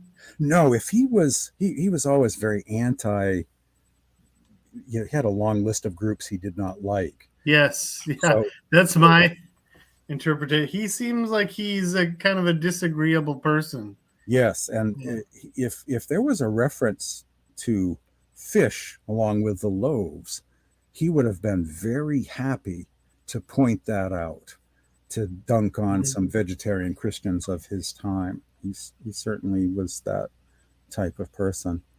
So my view, I've come, to kind of understand that, and I'll just give you the super short version of this, on the origins of Christianity, that you have the Essenes, and there are some neo-Essene groups online. They have websites. They mean well, but they call everything Essene. Jesus was an Essene. Everybody's an Essene. That's vegetarian. So they use that term. That's what they know. I mean, the Seventh-day Adventists did quite well with what they knew back in the 19th century, and they had only to work with Genesis and Isaiah, and Daniel, a few passages here and there, and they advocated vegetarianism early on. There are neo-Essene groups. They use that term Essenes. I think the Essenes are central or important, and I think of the John the Baptist group or sect, this baptismal sect of the Jordan, as probably having some relation to the Essenes, but not very strict. The Essenes, some of them were very monastic and very strict. And the John group seems to be taking it to the streets, to fulfill prophecy and call everyone to repentance. And, he seemed to be taking it out to the people, out to the street. So he had this movement. I don't know that he was necessarily the founder of this group. He became known. It's got 20 different ways of pronouncing it and spelling it. Nazarenes, Nazarene, Nazareans, Nazarea, there's so many different ways of saying it, but that seems to be the name of his sect. He probably was not the founder of it, but he certainly became very popular. John the Baptist in the wilderness, eating his diet of carob, not locusts, locust bean. There's a passage in Josephus where John is actually quoted and said that he was vegetarian. And the Gospel of the Ebionites says that as well. He didn't eat locusts, but locust bean, a kind of bean that you grind up and make into flour, probably to make a flatbread, a Middle Eastern flatbread. He's described as vegetarian. Scholars actually are pretty okay with that. Even mainstream biblical scholars, they see John the Baptist as vegetarian and not eating bugs, but yeah, I'd prefer the flatbread as well. Yeah, to the insect. Yeah, yeah. And so his group is described as vegetarian. I did a podcast on John the Baptist and his vegetarianism, and it actually lasts about 50 minutes. I came up with all these quotes from different scholars, including Bart Ehrman and, just a bunch of different people saying John was vegetarian. And then you have Jesus affiliated with John. John is actually the more famous and sort of the alpha of, person, alpha Messiah, and the head guy. And Jesus was baptized by John. In Sant Mat, we would say that John the Baptist was Jesus's initiating spiritual master. And then at some point he dies or is assassinated, and Jesus is perceived to be a successor of John. But not everyone signed up, to the Jesus movement. You have other rival sects, rival factions. They're still out there, and the Mandaeans somehow interface with one of those rival factions.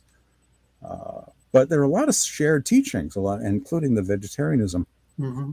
And with these apostles, they're described as being vegetarian. There are a lot of vegetarian references in early Christian writings, including sayings of Jesus. James the Just is clearly described as a vegetarian by everyone, including Orthodox sources. Say James the Just was a vegetarian. So you have all of these surprising references, and I know there are people kind of approach the subject from a very biased point of view. If they had a ham sandwich for lunch, then these scriptures are extra canonical and not to be trusted, But if you're already vegetarian and you start poking around and you see references to vegetarianism in early Christianity, you go, oh, really? Mm-hmm. You're very open to that. Of course, Yeah. Paul is a great witness. I mean, Paul is arguing with vegetarian Christians, and some of his letters are believed to be written around 50 AD or so. And he's arguing with vegetarians in the very earliest Christianity. And the name of the Jesus movement, the earliest name for them is also like Nazarene, Nazarea. So I think that there's it's all connected. Yeah. Now, if I remember right, the word for Mandaeans that they refer to themselves as sounds like Nazarene. Nazarenes or Nazareans. It's another spelling of the very same. Yeah. It's a related. Oh, yeah. Yes. Also known as Nazorianism. Yes. That's another. It's the same. I mean, the resemblance. It's the same. I think it's the same group that fractured into or branched out in several directions after the time of John. So yes, I think Nazarene, Nazaraean, Nazarea, it's all referring to this, which means knower, those that know, which is essentially Gnosticism. Yeah, Mandaean, is another term for Gnostic, one who knows. Yeah. I wonder about Mandaean origins of Christianity. The striking parallels, right, where they have they don't like to call it a cross because it's not it's not for murdering people on. They want to make that clear. Yeah. Don't murder anyone on this thing, but You know, the cross with the cloth around Yes. it, Yes. Yes. and they call it a plus, or there's also their term for it. Uh, and so many similarities, right? Yes. The Uh, term living one that's found in the Gospel of Thomas and also the mhm, Odes of Solomon, that is found frequently in the Mandaean scriptures, living one. There are a lot of parallels um, between, a lot of the language used in Mandaean Gnostic scriptures. Some of those same terms also are to be found in the Gospel of Thomas and the and other Nag Hammadi texts, and mhm, especially the Odes of Solomon, which is a great early Christian scripture. The Odes of Solomon is a hymn book. It's very impressive. It's as if to describe the book of the Odes or the Odes of Solomon, it's a misnamed book. It had nothing to do with Solomon. Um, but it's as if the Gospel of John community, the same folks that wrote the Gospel of John, said, okay, let's come up with a hymn book. That's what the odes read like, a mhm, lot about the word or logos. It reads like a Johnine type collection of hymns that's kind of at that crossroads between like the Psalm scroll of the Dead Sea Scrolls, Christianity, Gospel of John, and Gnosticism, Mandaean hymns, Mandaean poetry. It's kind of right in the middle of those. Kind of at the crossroads of mhm. Judaism, Christianity, Gnosticism. Yeah, it's very beautiful. One of the most impressive, I think, apocryphal books you can get would be the Odes of Solomon, also Mhm, Gospel of Thomas, mhm. Acts of Thomas, Hymn of the Pearl. Yeah, where these works, right, along with Mandaeanism, appear so zen, right? The feeling of reading them, The right? And Gospel of then, Thomas is very, collection of oh, proverbs, yeah, wisdom, a and there, lot of, yeah, would sound like Cohen, yep, really. yeah, you have to like chew on each saying, or lectio divina, as they call it in the Catholic tradition. You chew on the verse, you contemplate it, absorb its meaning, and are altered by it. You contemplate a verse, and there is a book of John, attributed to John the Baptist in the Ginza the Mandaean scriptures. Uh, that's like that too, a collection of proverbs of wisdom. Yep, kind of like Thomas, or the Sermon on the Mount. Blessed are Hmm. those. Same idea. In fact, the Lord's Prayer in the New Testament, the disciples asked, Hmm. "Tell us how to pray," and and the prayer, the Lord's Prayer is kind of like the John prayer, how John used to teach prayer. So that's also like a shared thing between the John the Baptist Hmm. and the movement and the Jesus movement. Yeah, and it's interesting how he's talking about daily bread and not daily basket of locusts Right, right. Yeah, that bread you is bring big. forth. Yeah. Yeah, and then the Gospel of the Hebrews. I was just reading this in a book the other day. In the Gospel of the Hebrews, Jesus shares bread with James the Just. Um, no fishes. Hmm. Yeah, and then we have the drought of fish in John, the catch of 153 fish, Yes. which is borrowed from Pythagoras. Yeah, that's true. That's true. There are And parallels, and I heard one of your earlier interviews talk about the Piscean age and mhm. the fish symbol coming into usage.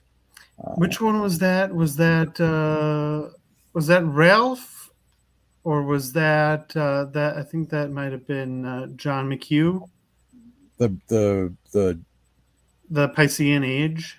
Yeah, the person from the UK. Is he from the UK? UK author?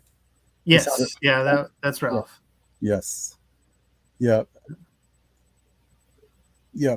So for me, I've tried to collect these writings, and the Clementine homilies is another major source, and that is very vegetarian as well.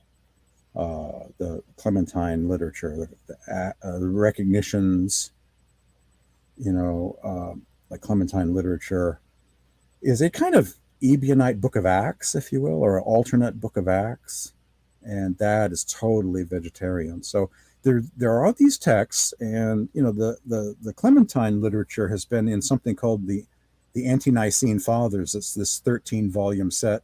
You'll find it in theological seminary libraries, in the Orthodox world, in the Catholic world, in the Protestant world. So this stuff has been that's in the Ante-Nicene Fathers. There's a volume dedicated to Apocrypha, and in that Apocrypha volume is this Clementine literature, and that's been around forever, and so the evidence for the vegetarianism of that original Jesus movement is really nothing new. It's just that we have this carnistic culture. Once again, if the minister, if the teacher had a ham sandwich for lunch, he's not into this.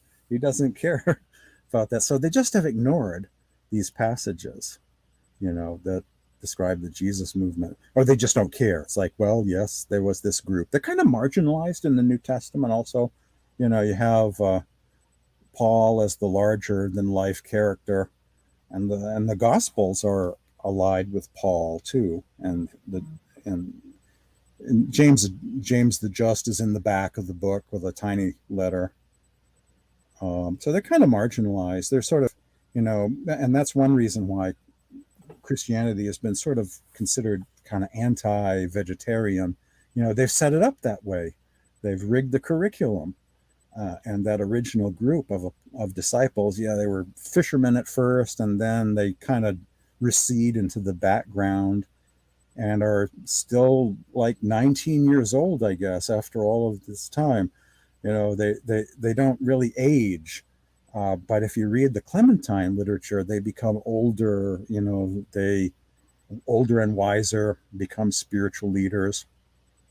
And the Acts of different apostles too, the Acts of Thomas, they're no longer these young, newly converted to the Jesus movement type people, but become sages, become saints, become teachers, and there are references to all of them. Matthew ate seeds and nuts.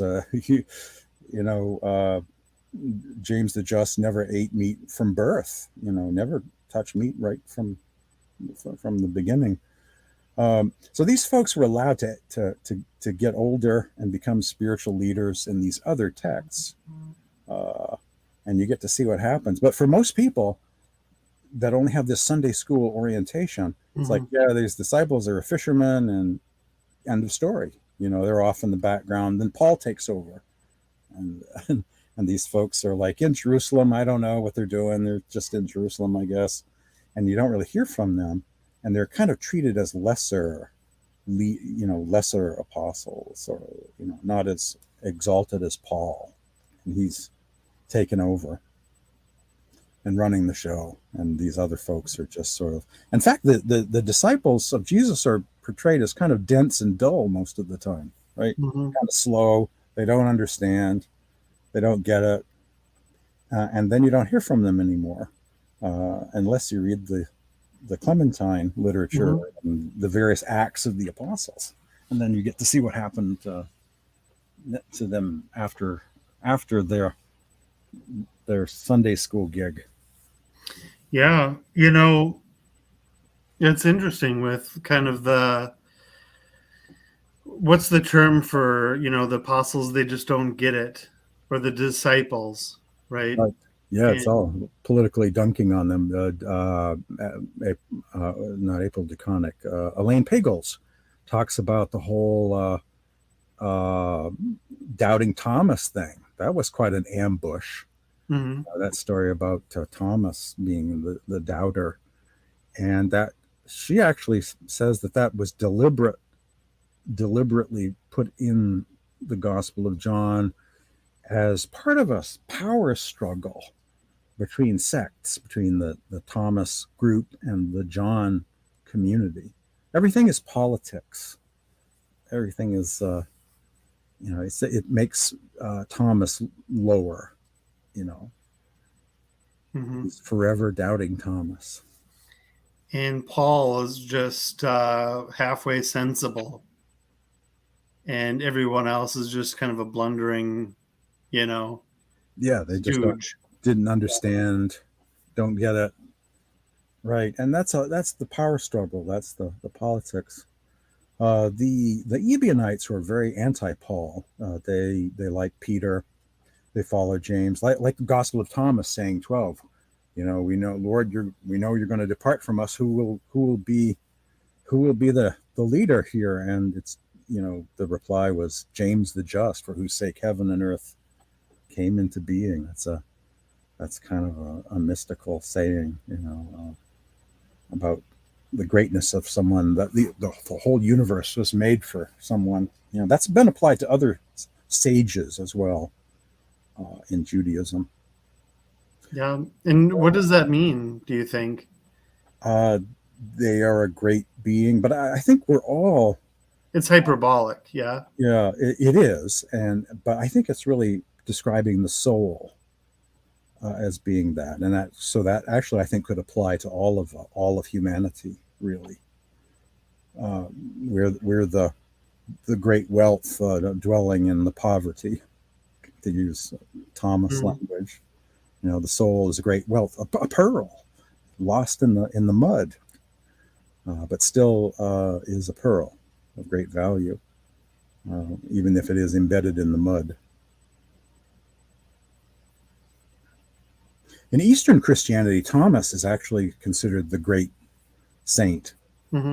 Syria, Mesopotamia, Persian Gulf. There's a whole tradition that not many people know about. The Syriac tradition of Eastern Christianity. It's a bit east of Eastern Orthodox. And they have some fantastic saints and mystics there too. Saint Isaac of Nineveh was one. There's a book called The Syriac Fathers on Prayer and the Spiritual Life, translated by Sebastian Brock.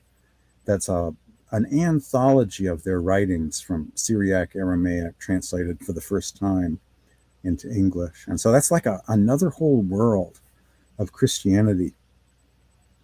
And that's very mystical also. They're Orthodox pretty much. I think Gnosticism takes on different forms. It's Allah now, okay, we can work with that. Or it's a God is Trinity, or an Orthodox theology, or whatever it might be. Hermes Trismegistus. It's an interesting mysticism that takes on different forms, different theologies: Hermetic, Orthodox Christian, Sufi, Islamic, Muslim. It's kind of like the Linux operating system. There are many distributions. A lot of shared software, a lot of open source shared things, and each distribution has its own separate name, but a lot of overlap. And that's why in the Nag Hammadi, you have these monks living in Upper Egypt, not too far away from the discovery site of Nag Hammadi was a monastery founded by Saint Pachomius that was around in the 4th century. And the Nag Hammadi represents, I think, a piece of their library that got taken out of the library at some point.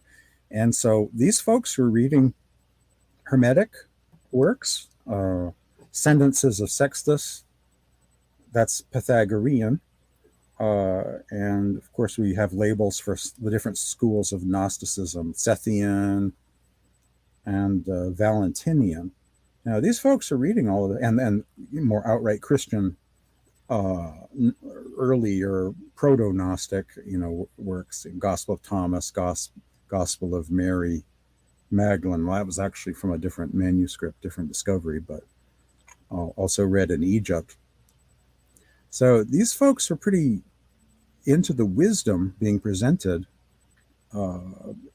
from in these different texts from different schools of thought: Hermetic, Pythagorean, some early, early gospel. I think Gospel of Mary and Thomas are a little bit related, and Dialogue of the Savior, and another one called the Gospel of the Savior. There's some Thomas type sayings that turn up in each of those, like their cousins are related in some way. Valentinian and Sethian. It's kind of like today, in somebody's library, there might be the Dhammapada, Upanishads, Bhagavad Gita, curiosity about other schools of thought out there. Yeah. So let's see. So within Sant Mat, vegetarianism is the prerequisite. Yeah. And it's also a very straight edge kind of path. So it's a teetotaling, no drugs, no alcohol, or meat. So it's very much a straight edge, you'd call it, type path. So there's also no alcohol. No alcohol, no intoxicants, no recreational intoxicants of any sort. Yeah. That is also true. You get the high, the altered state is the meditation. There you go. So you can still get high, but it's through meditation. Through meditation, through sharpening your senses through meditation, rather than dulling them through other means, other various and sundry means. So it's a straight edge type path. In order to qualify for initiation. One has to be teetotaling, vegetarian, lacto-vegetarian, in order to qualify for initiation, which still isn't too, I mean, that may seem hard for some people, but if you look into what it takes to join Kabbalah or to traditional Sufism, converting to Islam, that's pretty complicated. Taking Catholic catechism might be complicated too. So it might seem kind of difficult, but compared to joining other schools of mysticism, Sant Mat is pretty easy, really. It's more of an inner path. There is no outer religion so much. So you can remain Christian, you can remain Jewish, you can remain Muslim, but you do think of your primary spiritual path and practice as being Sant Mat.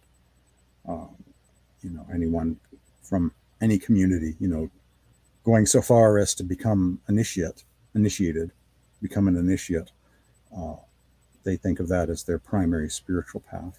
And are there different levels, or is it just you're an initiate and that's where everything is at?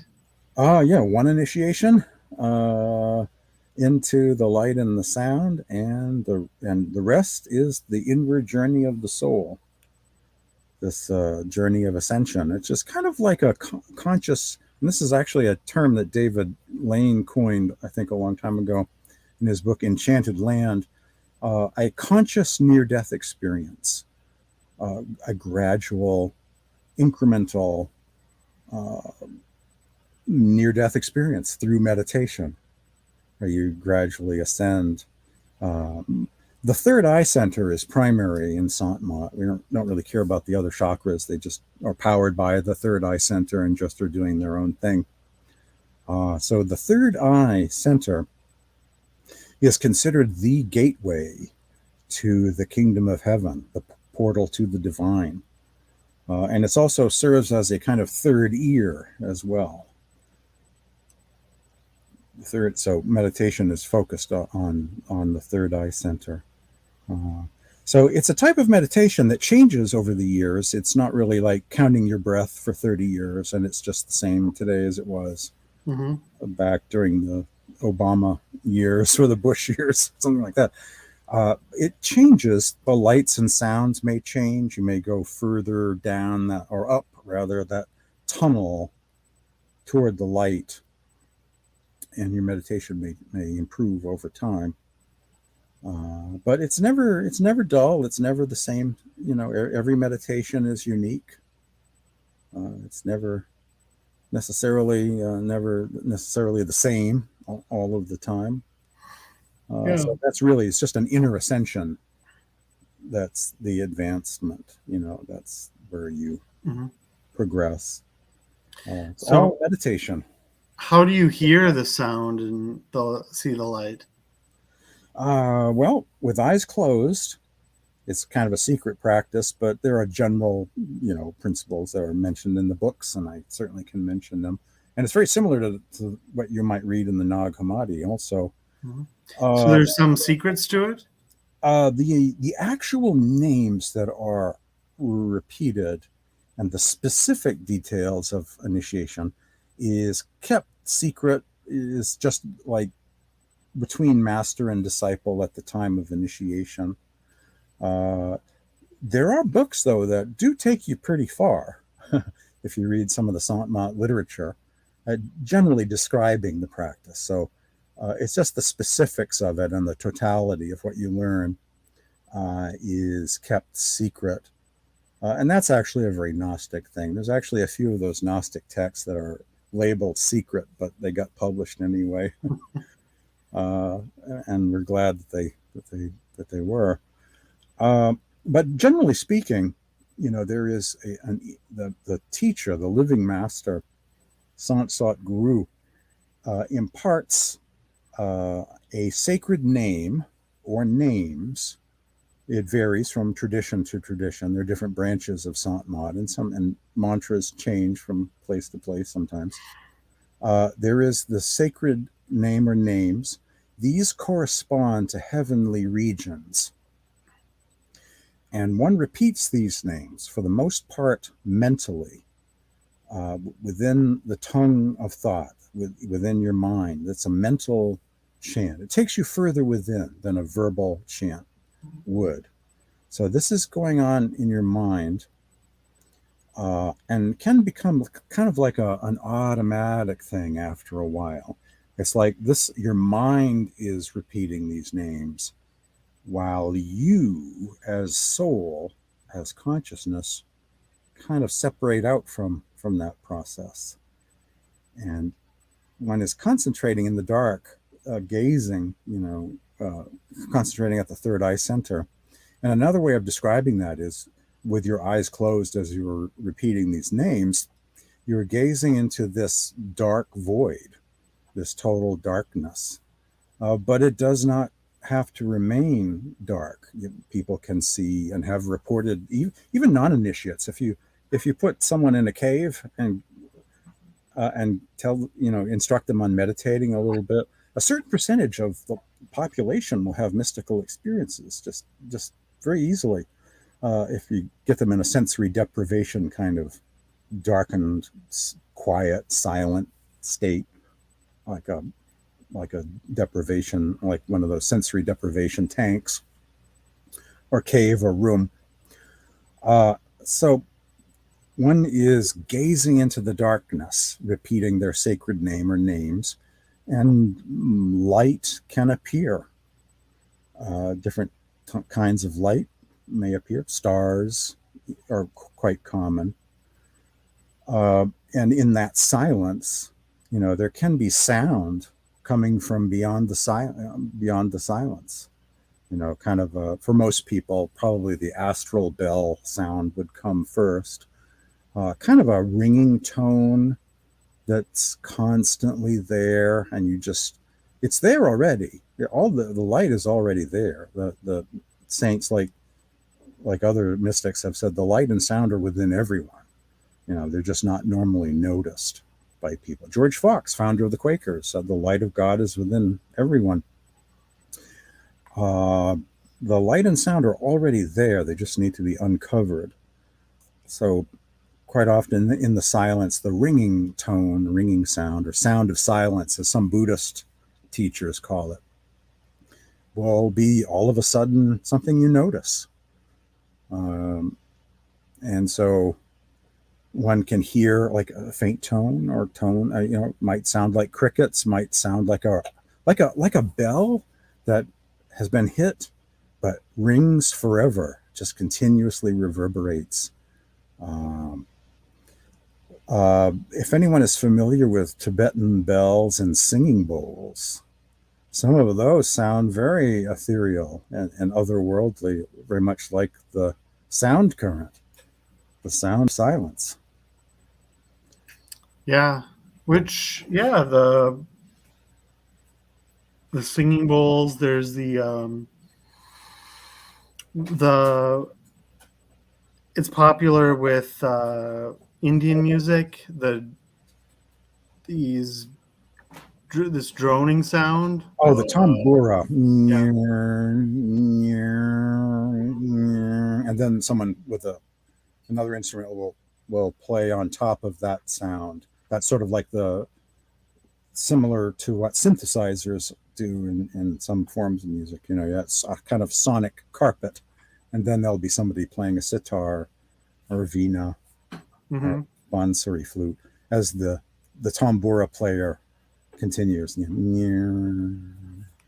Yeah, that is actually a very spiritual sound. Mm-hmm. Yep. Indian classical music is very spiritual. Yeah. No, yeah, I enjoy it. I mean, just the sound is interesting. It just sounds, I don't know, unusual, I guess, kind of Zen-like. Yeah, Right? certain types of world music do a good job at imitating inner spiritual or heavenly sounds. And one wonders if that's by design in some cases. Tibetan bells, bowls, sitar, the veena, the ney flute in Sufism, in like Persian classical music, Turkish music, the Sufi music, Sufi zikr music. Very amazing. Harmonic overtone chant is out of this world. It turns the human voice into the music of the spheres, practically. Yeah. With what's it called? You can the harmonies going in and out of harmony. Yeah, the overtones. Yeah. Yeah. And well, I guess that's where we get the hue chant, right? Yeah. In Well, yeah, they borrowed that from. See, Paul Twitchell, the founder of Eckankar, he got a lot of information from Path of the Masters by Julian Johnson. And Johnson, in that book, quotes extensively Hazrat Inayat Khan, the Sufi, from his book, The Mysticism of Sound, from a chapter in that book called Abstract Sound. And in there he talks about the music of the spheres, the spiritual music. And he also talks about the hue or who chant, as they call it. They pronounce it more like who, as in Doctor Who, or the Who, who's on first, who's next. We keep coming back to Doctor Who. Doctor Who, yeah. And so Eckists, in their Western sort of way, see the letters HU, and instead of pronouncing it like the Sufis do traditionally, who, they went Hugh, as in like Hugh Prather, or the Hugh. But that, I mean, the Hugh way of pronouncing the Who does have some nice overtone qualities to it. It does. So can't go wrong with the Who. So even the Hugh chant was borrowed. Yes. Oh, yes. And that same Hugh chant is also used in Master Path and some of those other groups related to Eckankar that came out of Eckankar later on. Yep. Interesting. The Hugh. It's a popular, I mean, it feels good to chant it. I've chanted it before. I heard about it by reading Eckankar books. And then in my collecting of writings, I collected some Sufi writings, including Hazrat Sultan Bahu poetry. And he was very big on the Who chant. And then, of course, I've done radio for many years and have done world music radio shows. So I'd have record companies sending me CDs of Sufi zikr, whirling dervishes of Turkey and Hmm. albums like that. So I noticed immediately the Who chant of the Sufis in Yeah. those albums. And why is it that particular syllable? Um, there's a science of sound. I think the oo sound is a very spiritual ascending. The u or oo is very ascending, whereas the ah sound is more associated with birthing, the physical plane. They're different. I'm trying to think of that book on the science of music. There's an author, Peter Michael Hommel. Oh, Through Music to the Self by Peter Michael Hommel is a book all about mantras, physical sound, Indian classical ragas, the effects of music on consciousness. And so I think he talks about the different vowels. So for Sufis, who there are two different meanings. It's associated with the causal plane, or whatever the Sufis call the causal plane. Sant Mat just calls it the causal plane. But sometimes the Sufis also use who as just a general name for the supreme being. Allah, who Akbar. You know, and, Oh, mhm. and it also sometimes can be a term used to refer to the sound current. So that's actually another meaning of who. It's just and when you chant it, it sort of mimics a divine current, a kind of buzzing or humming sound, which is kind of common with some mantras like the Om chant of the Mhm. Hindus. Yeah, that's exactly what I was thinking about. Yeah. Yeah, it's where you turn the human voice into this vibrating kind of thing, Yep. and as if to teach them, what if you heard a sound like that without having to sing it yourself, but just hear it instead within. And so mantras can seem very out of this world. I think the most, and the Gnostics were into that too, the vowel chant of the Gospel of the Egyptians and other texts where you're reading like a Nag Hammadi book, and all of a sudden, A, ooh, Gospel of the Egyptians is prominent in that regard. Hmm. And that's, that goes back to other Western traditions of chant. It is a way of mimicking spiritual sound. David Hikes and the Harmonic Choir put out an album called Harmonic Meetings that probably is the most Gnostic form of music you could, recreating Gnostic music. I think more so than any other album I've ever heard. If someone were to ask me, what did the Gnostics sound like if they had a choir and got together on a holiday or a Hmm. spiritual retreat in Egypt, I would say that album really is the closest thing to Gnostic chant out of anything ever done. Now, there are people that have done other albums that are similar, but David Hikes and the Harmonic Choir, they're very good at that. And that particular album is just sensational. Harmonic Meetings, David Hikes and the Harmonic Choir. There's just something so otherworldly about that album. You do not listen to it while driving or operating heavy machinery, as they say. That is just too trippy and etheric. It's like Hmm. angels in another realm Hmm. Hmm. captured on a microphone. Yeah. Do we know, is that on YouTube? That indeed is. The whole thing is on YouTube. Yep.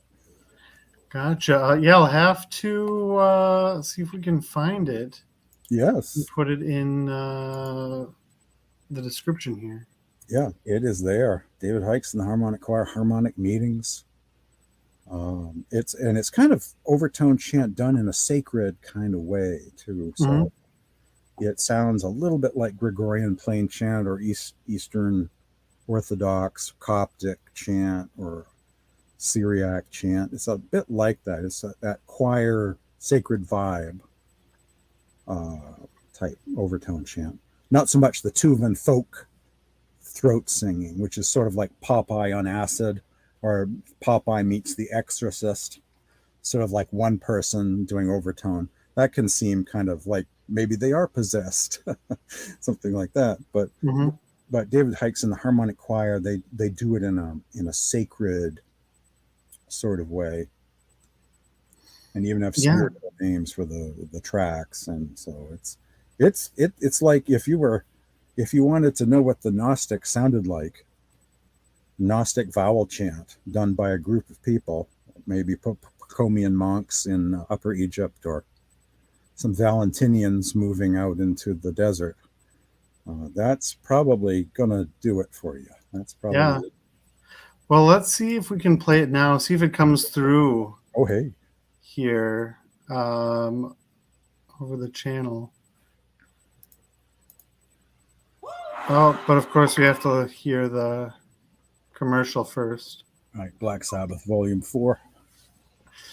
Yeah, well, there's a Hertz commercial. Were you able to hear that? The woo for a second there. The beginning. Yep. Yeah, and then I muted it. Right. All right. Well, here I am going to plug my laptop back in. Looks like it got unplugged. 1 second here. Yeah, as you're doing that, can I take a 90-second break? Yeah, we'll take a brief intermission here. Intermission for. All right, and our viewers, while we're doing our intermission, please remember to like or dislike, as I always say, and subscribe. So just take a brief moment to subscribe here. We'll be back with lots more.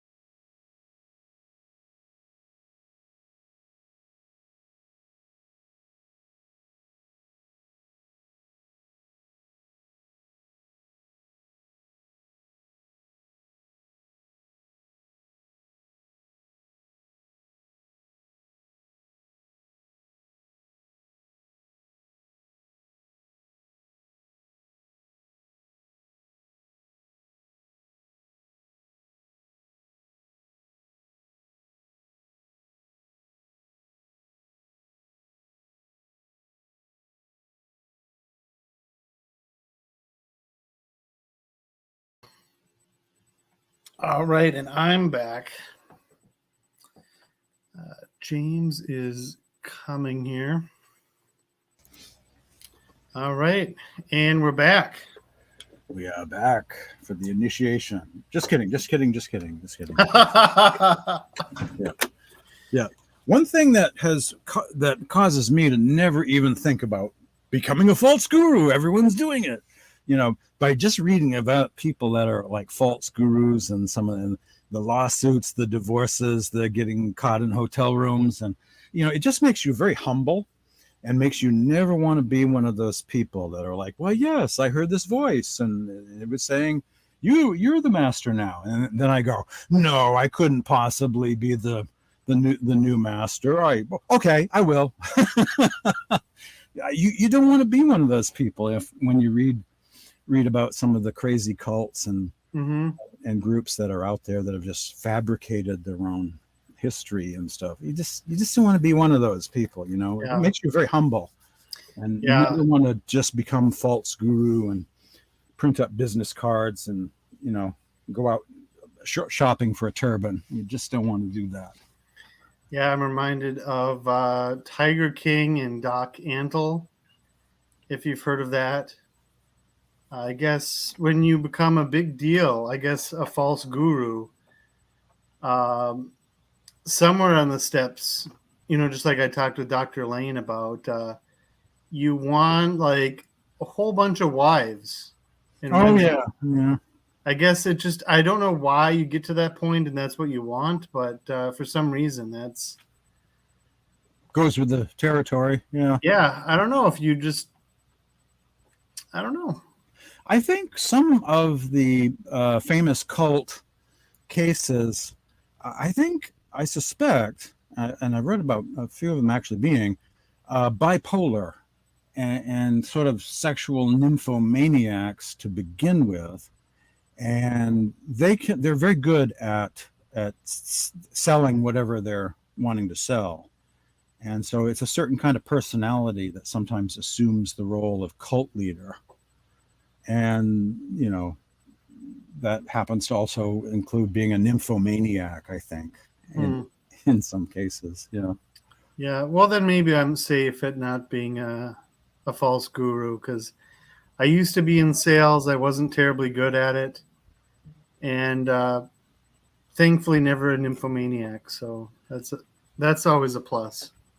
It is. Yeah, it's a situation where, being a false guru is just, when you study cults and what happens, it makes you very humble, and not wanting to follow in their footsteps. So it's a great lesson to learn about cults and crazy.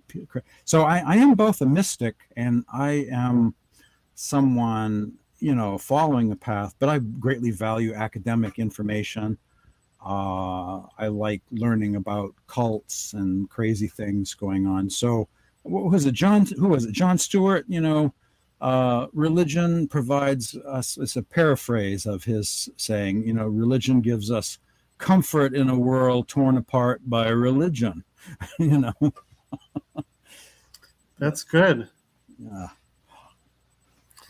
Yeah, that's good. So here, let's see if we can, without violating copyright. Maybe this will be my first copyright strike. Who knows? But we'll see if we can briefly listen to David Hike's harmonic. Under 10 seconds, maybe. Maybe then it'll be fair use, hopefully. But that's part of my self-sacrifice on this channel. Right. Willing to take the blows of a copyright strike here for the enlightenment of our dear viewers. Here's hoping. Yeah, let's see here. All right, it's playing. I do not hear. Oh, we're ramping up. Oh, yeah, you're right. Yeah. You're right. They do that. Doesn't constitute a copyright violation because it's below the volume level. Yeah. Are you able to hear it? Yeah. Okay. Yeah. So I guess, it starts, imperceptible, as I guess anything Zen would. Mm-hmm.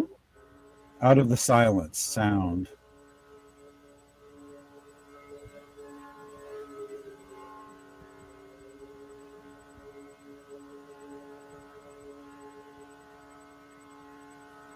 Yeah.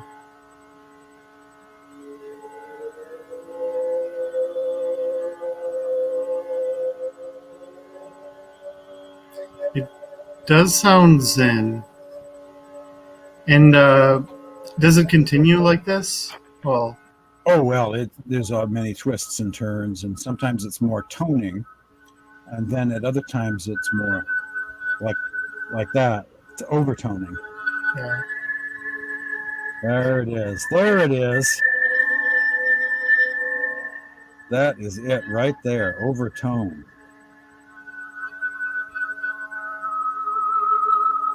Yes.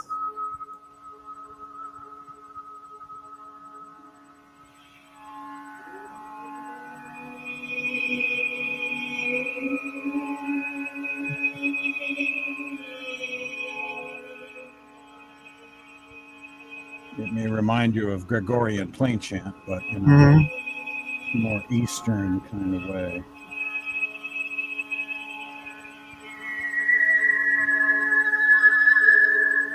Right there. Yeah, and I notice it's an hour long. Oh yeah, it's a full-length album with very good examples of overtone. Here, let's sample the middle to try to stay within fair use here.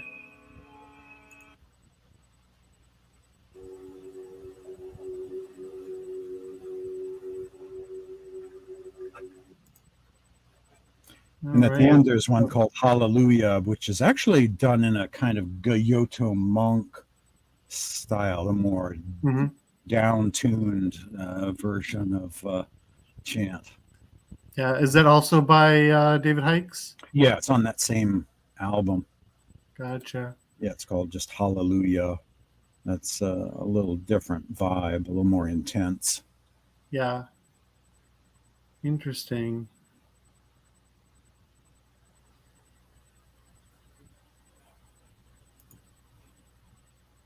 All right, here, let's get to the middle part, or play a little bit more of the middle here.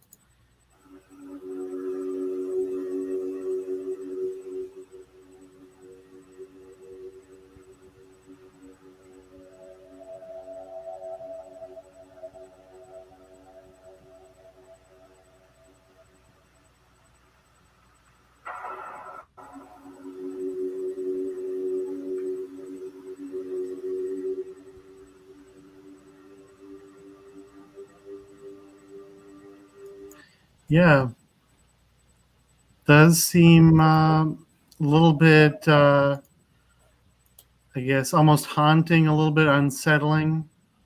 It can seem a little bit, I'm used to it, but yeah, it would be, if it were a soundtrack to a movie, what would that movie be? Yeah. Kind of ominous or gothic in some way.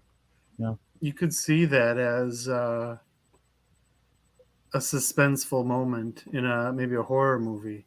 Yeah. Yep. Something supernatural this way comes. Yeah, I guess it would be. I like that kind of music, a lot of ambient music, and some of it people think of as kind of ominous or scary. Yeah.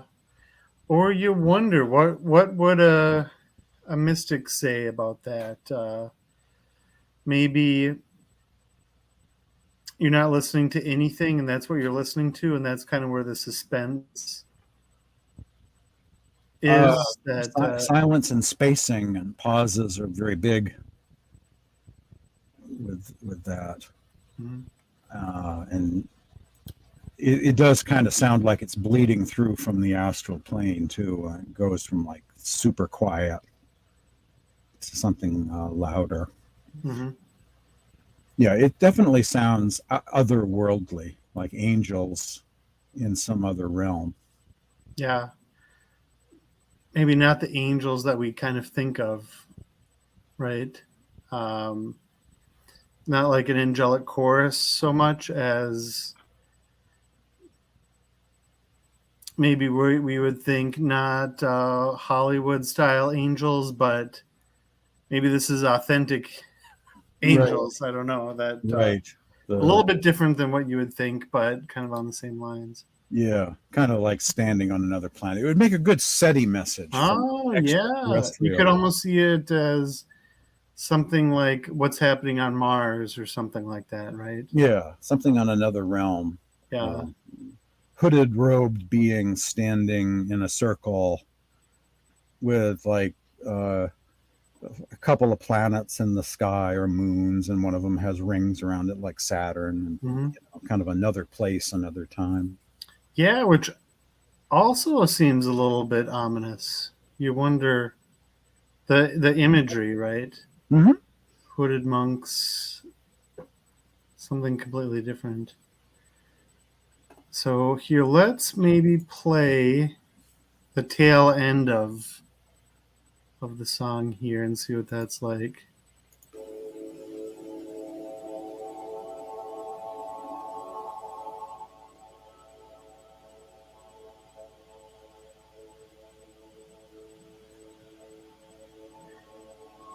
Yeah, no, this strikes me as a little bit Zen.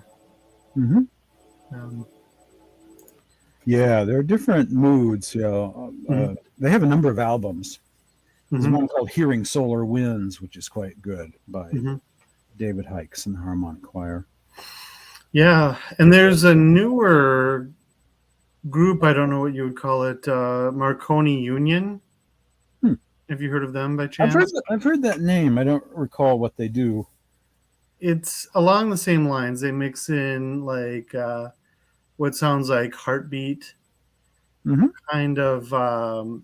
It's said to be the most relaxing song uh, that exists. Oh yeah, I think I read something about that, and Hmm. I remember that reference to that the most relaxing song in the world is. Yes, that's exactly what I read, and that's how I heard about them. Right. And the first several times I read the name Marconi Union, I misread it, Macaroni Union, Macaroni. which I thought, well, as good a name as any, right? They would have had more sales, probably. Yeah, which I think of Yankee Doodle, right, and called it macaroni. Mm-hmm. And then we have the Union versus the Confederacy, Macaroni Union. So I guess it made sense to me at the time. Made sense at the time. Yeah. Yeah, I like a lot of ambient music. There's a channel online. It's called the Drone Zone, and it's part of Soma FM. It's one of the networks of Soma FM. They have several musical genres, and the Drone Zone, that is the most relaxing, the most ethereal, hearts of space, ambient kind of music channel I think that exists. That is Mm-hmm. really very, uh, very out there, if you will. But very relaxing, very trancing. So yeah, I like that kind of music. But I like lots of music. I like many different genres of music, world music, and down-tuned heavy metal, and prog, old prog rock like King Crimson. I'm all over the map. Mm-hmm. Yeah. So when we're meditating, we wouldn't be listening to music like this while we're meditating. It would be completely silent. The Yeah. goal is always silence. Yep, and darkness preferably. I have the window blacked out where I meditate, totally blacked out.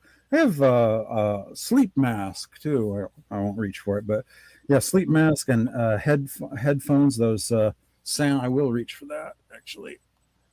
Sound canceling. Like if you were on a highway with a jackhammer, uh, you know, just or target practice, as the case may be. Nulls out sound. I like these better than earplugs, but earplugs are popular amongst Sant Mat initiates as well. Yeah. I used to work in the airlines, and of course, because of the loud noises, we would put the earplugs and the I don't remember what you call it, but those things, right? Mm-hmm. Use I do both. both. Yeah, yeah. I ran into one guy who never wore them. You're supposed to wear them, or they'll damage your hearing. He said, "Oh Exactly. yeah, I don't need them." He was also like halfway deaf because they had Exactly. deafened him. Yeah. Because you'd call him and he couldn't hear you because So he was saying it's already too late for in his case or something. yeah, yeah. Which maybe that's all the better for meditation then, right? It can be. Silence is a goal, unless there's but with damaged ears, sometimes there's tinnitus issues. Tinnitus is the enemy. But silence. If you can, just natural silence, just early in the morning, it's good to meditate, or or late at night when it's dark. So sensory deprivation. Have nice thick curtains, Mm-hmm. thick shade, earplugs, or hopefully a quiet neighborhood to begin with, so you don't need Mm-hmm. the earplugs, sound blocking. So yeah, total pure silence and darkness. Sant Mat is not a path that is into rituals of any sort. So we could care less about candles and incense and, no altars. The altar is within. The candle is within. The bell is within. The human body is the true temple. Mm-hmm. So no rituals in that sense at all. Just simplicity, total silence. It's in a weird sort of way. It's like do absolutely nothing. If you can get there, Mm-hmm. no thoughts, just total stillness and silence. And it's more about uncovering that which is. In fact, even this language of ascension of the soul going from point A to point B to point C, is a bit of a misnomer. It's really just the transcending of the physical body and the other subtle bodies. So there is only the naked soul that is left. So it's more of an uncovering of the pearl that's in the mud.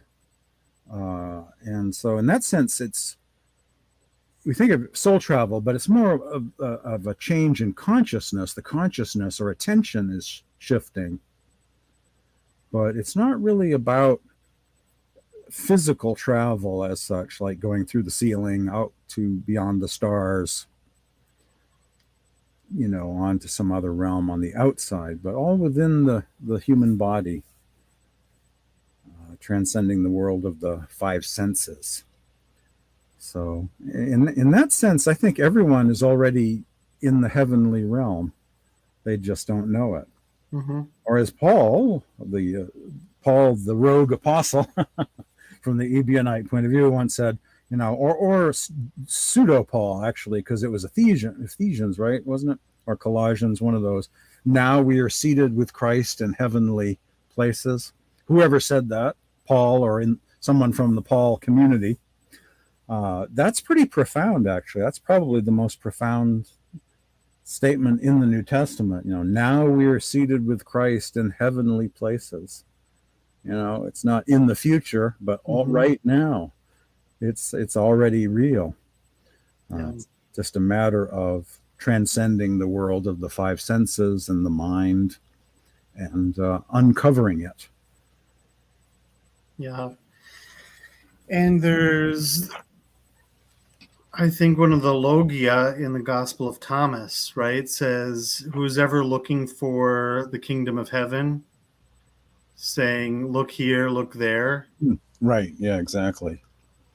Yeah. Thomas seems to be very anti-prophecy. The disciples are saying, when will the resurrection of the dead take place? And the answer is always like, what you look forward to has already come, but you do not know it. And it's always an answer like that. The kingdom is already here right now.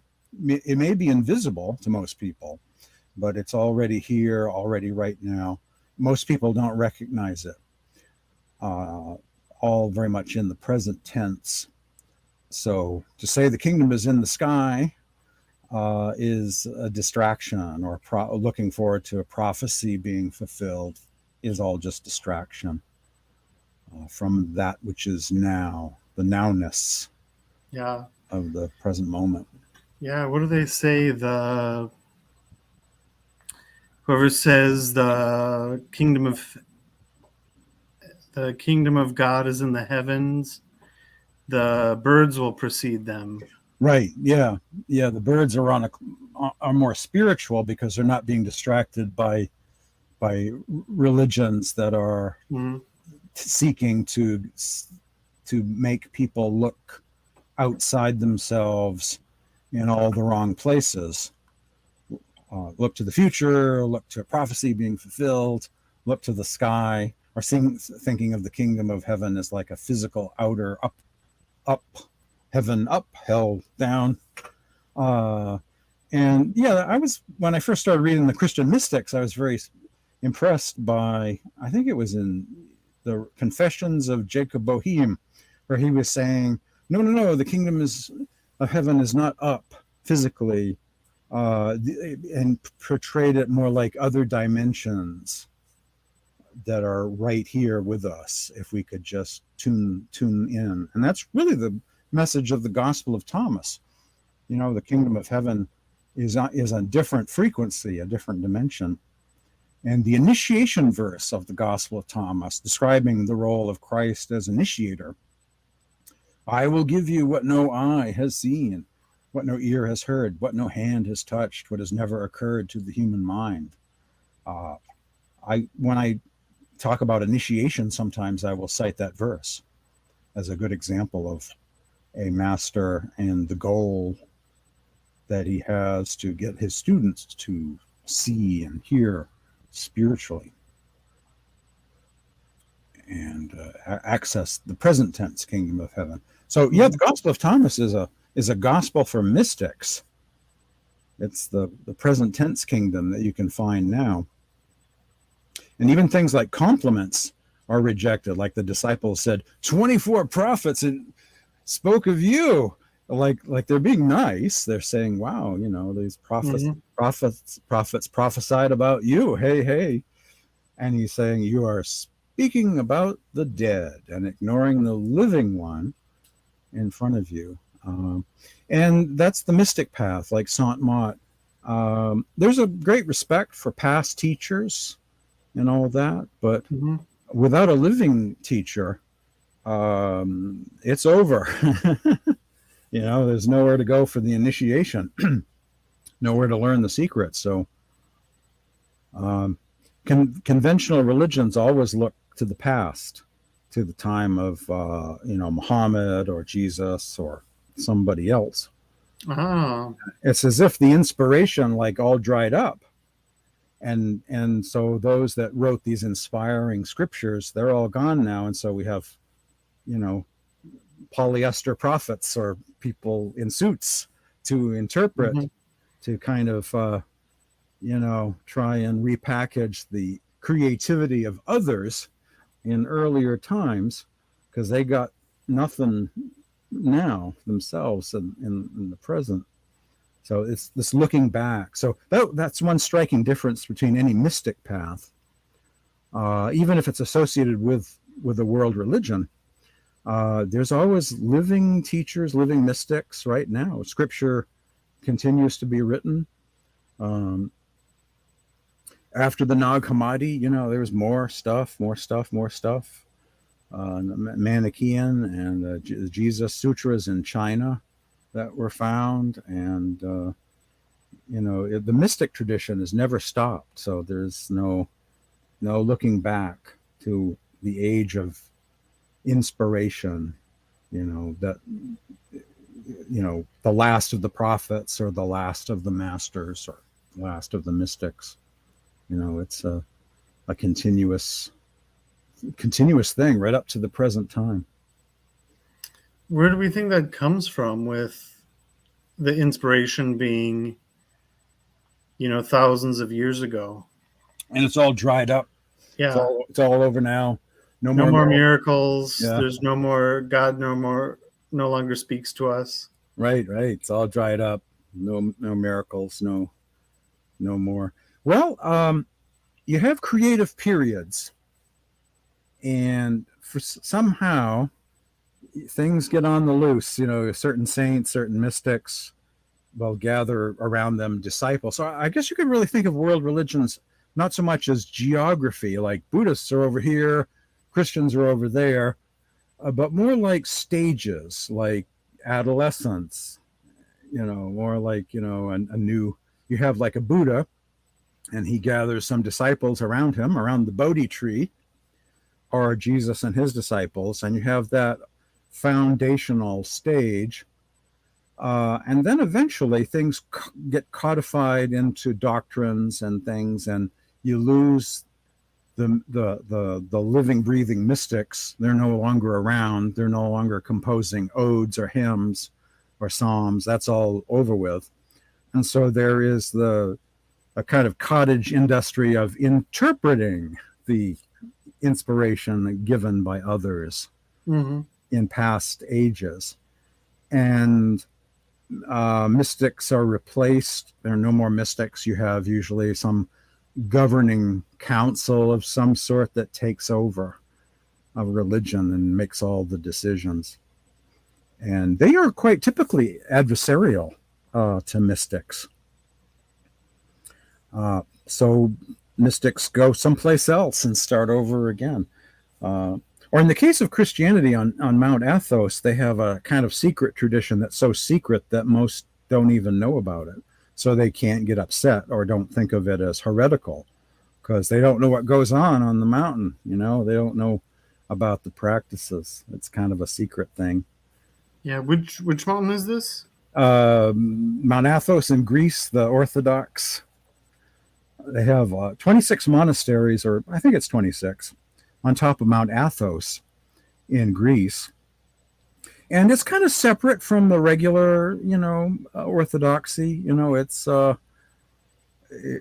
Christianity is such an extreme sort of path. You have just the mass attending laity, and then you have a few monks, and there's no in between. It's pretty. Most people aren't going to want to become celibate monks or nuns and live in a monastery. So there's kind of a big gap. And some have tried to fill it with practices like centering prayer, some kind of a Christian contemplative practice. There's a group called the John Main Meditation Society. Just something for regular Catholics that don't want to become a monk or nun. And are just in the world doing their thing, probably a 9-to-5 job, something like that. But there is the monastic tradition in Christianity. Mount Athos has a lot of monasteries, and there are other monasteries, and they all have cool libraries. I think if there's a copy of the Gospel of the Hebrews, it's probably hidden away in one of those libraries, somewhere in the Sinai Desert, St. Catherine's, or maybe on Mount Athos somewhere. There's like a section called the Writings of Heretics, and it's kind of roped off, and that's where the good stuff is hidden. The Gospel of the Hebrews, Aramaic Gospel of Thomas, Secret Mark, if you believe in Secret Mark. That's probably... Yeah. I've done a few interviews on Secret Mark. Secret Mark. There's some scholars that just absolutely agree it's authentic. There are a few. In fact, that book, The Complete Gospels, edited by Robert J. Miller, that's a group of Jesus Seminar type scholars. They include it in their collection of early Christian Gospels. Yeah. But other people think it's all, forgery. And yeah. Well, yeah, I talked to M. David Litwa. He's so polite and understated, but he doesn't say forgery and liar, liar, pants on fire or anything like that. But reading through what he's saying, Morton Smith was liar, liar, pants on fire. Right. And yeah. Yeah. Although what the text itself isn't too out, there's nothing really way out there in the text itself. So, but it's just one of those things where there is no manuscript we can look at. So it's one of those things dangling forever, I guess. Yeah. And Dr. Price talked to Morton Smith and asked him if it was authentic. And Morton Smith didn't give him a straight answer. So for other reasons, Price is thinking it's not legit. But right. I mean, I'd like it to be legit. Dr. Price would love it to be authentic, but he's saying probably not. Yeah. But I mean, and Dr. Price points out that there's really nothing new in Secret Mark. That it's kind of retelling of the same Markan stories. Yeah, it's not too radical. It doesn't really change. Yeah, and we have this, what's going on with the youth, right? The naked youth that runs away in canonical mark, right, in the Mhm. middle of the night. I think it's the middle of the night. Yeah, it's in there too, in the regular. Where I wonder if that's not Lazarus being raised from the dead, or some youth being raised from the dead. And he, kind of, we're in the mood of contemplation and meditation. I wonder if it doesn't symbolize that the guy is, in the slumber of death. And then Christ raises him from the dead. And then he just runs out. He's in that same old frantic living here and there, and right, without sitting down to think about things. Just goes into the rush of living again, the same Mm-hmm.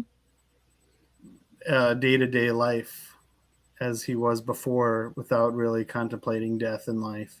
Yeah. I wonder if that's not the hidden meaning behind it. Maybe. Yeah. And wasn't it a white robe? Mm-hmm. Mm-hmm. And that reminds me of those Mandaeans getting baptized by the river, by the Mm-hmm. rivers, the riverbanks. Yeah, and a lot of people comment on the white linen that he's dressed in. Mm-hmm. That it's Christ's life. He's swaddled in the linen, and he's buried in the linen, Mm-hmm. right? And then so you wonder if it's not a burial shroud that this youth has on him. Yeah, it sounds kind of like that. A lot of religion mystics have worn white. I think the Pythagoreans are described as wearing white. The Mandaeans do that, at least when they're doing their ceremonial, their baptisms. Mm-hmm. Sufis, I guess, have a reputation of being traditionally, in white. Yeah, I think that's kind of a thing. It's kind of like dressing in a way that reflects the soul, the hidden light. So to choose white turban, white clothing. Yeah. It's like symbolizing the soul as this luminous being. Yeah, and is it in a canonical gospel where the post-resurrection Christ is described? His clothes are glowing. Yeah, luminous visionary appearances. Pistis Sophia, faith, wisdom. 11 years worth of appearances of the resurrected Christ to his followers. And a lot of that is very luminous, luminary, visionary. Mm-hmm. What we would call in Sant Mat the radiant form of the Master, just to solve the resurrection in 30 seconds or less. With Sant Mat initiates, they also see, or can see, or some percentage of them will see the radiant form of their initiating master, and whether they're still alive or not. And so as I read the Gospels, I do suspect that these folks are seeing a radiant form of Christ, not a physical body necessarily, but a luminous being. And that might possibly be a solution to the resurrection, because that's fairly common. I follow. Yeah. Yeah, the mystics may see their teacher in a luminous, radiant form, whether they've passed on or are still alive. And so some of those resurrection appearances do seem very ethereal. Of course, there are others that are deliberately trying to make the statement about coming in flesh and having a meal, even to prove that it was a bodily thing. But some of them are very ghostly. I mean, walking through walls is not something that most people do, or dematerializing, materializing. And of course, the Gnostic Gospels are very filled with a lot of those accounts, the luminous Christ appearing. What about light? Children of the light. There's a great light motif in the teachings of Christ. There's light within a person of light. If your eye be single, your whole body shall be full of light. Walk while you have the light. If you want to stand in the dark, if you want to see the light, enter the what's that verse from Pistis Sophia? About the holy stream of light. Enter the light stream and be transported back to the kingdom of the light. There's a lot of light motif going on in Christian, Gnostic, and Dead Sea Scroll material. That Qumran sect called themselves the children of the light, children of the dawn. And of course, that's, children of the light, that's very much adopted by a Jesus movement. Yep, a light motif. God is light, the soul. Kabir, in the Anurag Sagar, as quoted in the Anurag Sagar, said the light of one soul is equal to that of 16 suns. There's something similar in the Gospel of Thomas about the person of light, lighting up the whole world. Or maybe that's cosmos in Greek. I don't know. So, the soul is described as like a star or a ball of light, being of light, perhaps covered over. But the true identity of the soul is pure light, luminous light, like a sun. Yeah. And in the Mandaean scriptures, there's a lot of descriptions of the heavens that are like that, like souls in the place of the light. That sound a lot like astronomy, like, describing what is going on in the center of the galaxy, where stars are close to each other, shining on each other, illuminating each other with their light. Yeah, I'm reminded of the Ganapati Arti,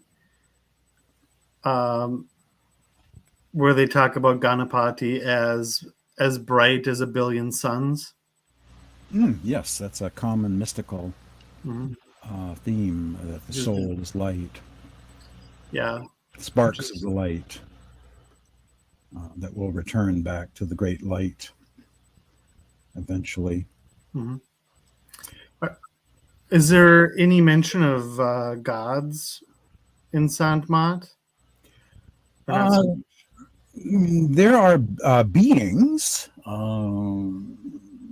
presiding deities of inner regions that can be thought of in an anthropomorphized sort of way as beings, but I really think of as just sort of blobs of light, or different visionary things that people encounter when they go within.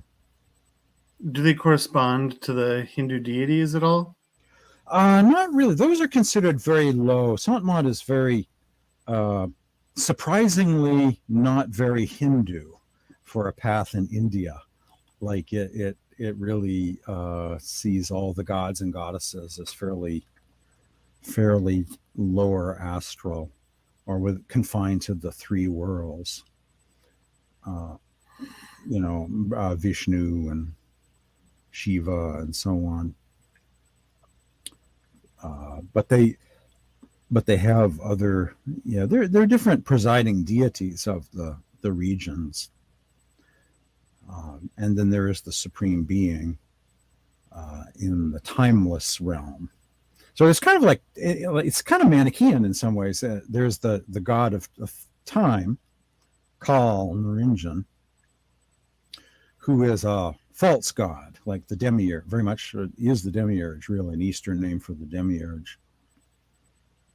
And that's time. And then the true god is Akal, or timeless, outside of time. In some ways, the description of God in Sant Mat reminds me of astronomy, the description of black holes. Mm-hmm. Where you have this black hole, and when you cross the event horizon, everything's different. You've left regular space-time, and now you're outside the regular universe. You can't see the black hole directly, but indirectly you can discover the black hole because it's surrounded by this swirling hot plasma of planets and moons and dust of the cosmos that's being kind of ground up and consumed by the black hole if it's an actively feeding black hole. And so it's like this gateway to this non-space-time kind of realm, but it's surrounded by luminous matter. And that's actually how God is described in Sant Mat, that God is veiled by light and sound. I think the Sufis have something similar. By the light of Allah, I see Allah. And it's like Allah is something is not really light, but is surrounded by light or emanates light.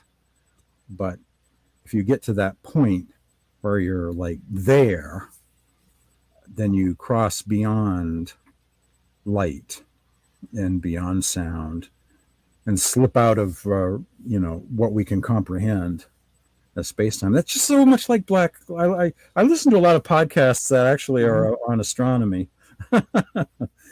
Yeah, and I just find the black hole analogy to be kind of eerily similar to what the mystics are saying.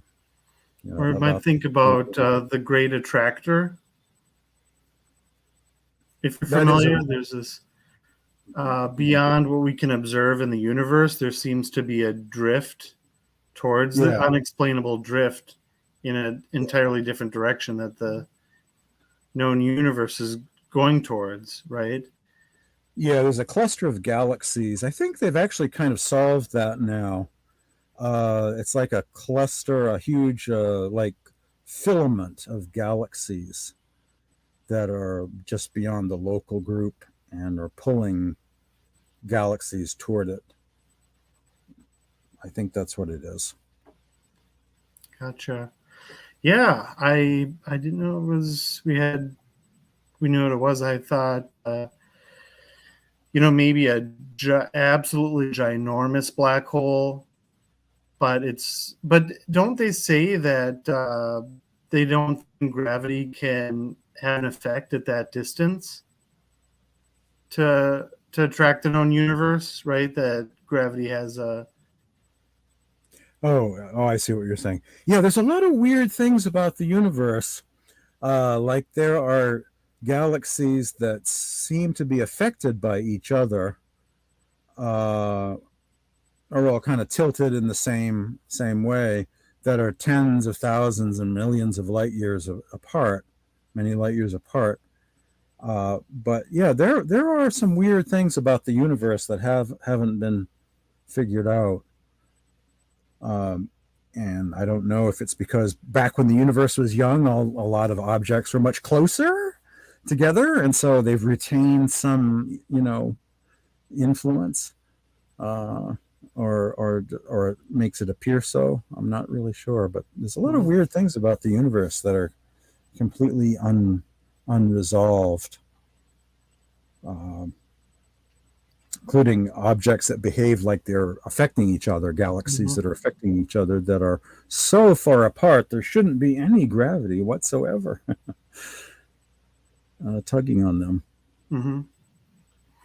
Yeah. And there's a question of life in the universe, and mystics have an opinion about that too, including in Sant Mat. There's a passage from Guru Nanak's Jap Ji that talks about life in the universe. Countless are the worlds, countless the oceans, countless the beings. That's at about the same time that Bruno in the West was saying the same kind of thing about there being an infinite number of worlds. Yeah, so they're saying that the universe is full of life. Yes. Yep. They are indeed. Yeah, that's in the Sikh scriptures. Guru Nanak in the Sikh scriptures says the universe has countless beings and countless worlds. Countless are the oceans. Countless the worlds. Countless the beings. So, yeah, that is a view in Sant Mat, and of course we're still working on that in terms of science. Trying to prove that. I did read a really weird Vice News article earlier today about Congress funding the study of UAPs. Right, they have a new name that's replaced UAP now, for UAP or UFOs that seem to be alien. And it's actually in the news article as part of this bill in Congress that seems, kind of like breaking ground. They want to fund the studies about the weird craft that seem alien, not just any old light in the sky. Mm-hmm. They seem to almost be saying there are aliens to be observed. So I don't know where that's all going. One of my pet theories is called the Silurian hypothesis, that these weird reports of extraterrestrial craft that seem to be defying the laws of physics or start off in space, fly through the atmosphere, go into the ocean, no problem, transitioning from one to the other. I have a pet theory, favorite theory, that they're not from some other planet, but are from this planet, that they live here. They are residents of the Earth. It's called the Silurian hypothesis. It's at Wikipedia. It's about, what if you have a planet that's had life on it for millions of years, been in the habitable zone, the Earth, in other words. What if there was somebody else somewhere along the way that evolved technology, and they're still out there somewhere, keeping a low profile to us primitives, but, have, I don't know, bases in the bottom of the ocean and on some far off moon somewhere, and are still here. So they wouldn't have to travel here from many light years from Barnard's star or Proxima Centauri, but they are from here. I like that theory a lot because Mm-hmm.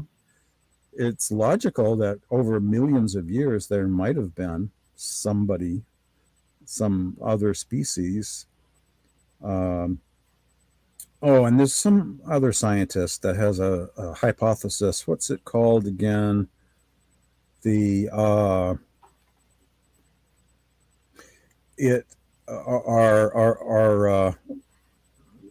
stellar nursery siblings that once upon a time, of course, the sun was one of many suns that came from the same nebula. And so you have all these stars, solar systems that were very close to each other once upon a time. Mm-hmm. And if they're like this solar system, maybe the chances of similar life are good. And so we have our stellar siblings out there. These stars have all, of course, separated, gone their own separate ways for a very long time. But they're still out there, and maybe they are the most logical stars in all of the galaxy to go look for life, like us, especially. Mm-hmm. And so one scientist thinks that some of our siblings from some sister sun might be driving the UAP Mm-hmm. machines. It's kind of fun to think about. I'm not really a UFO person.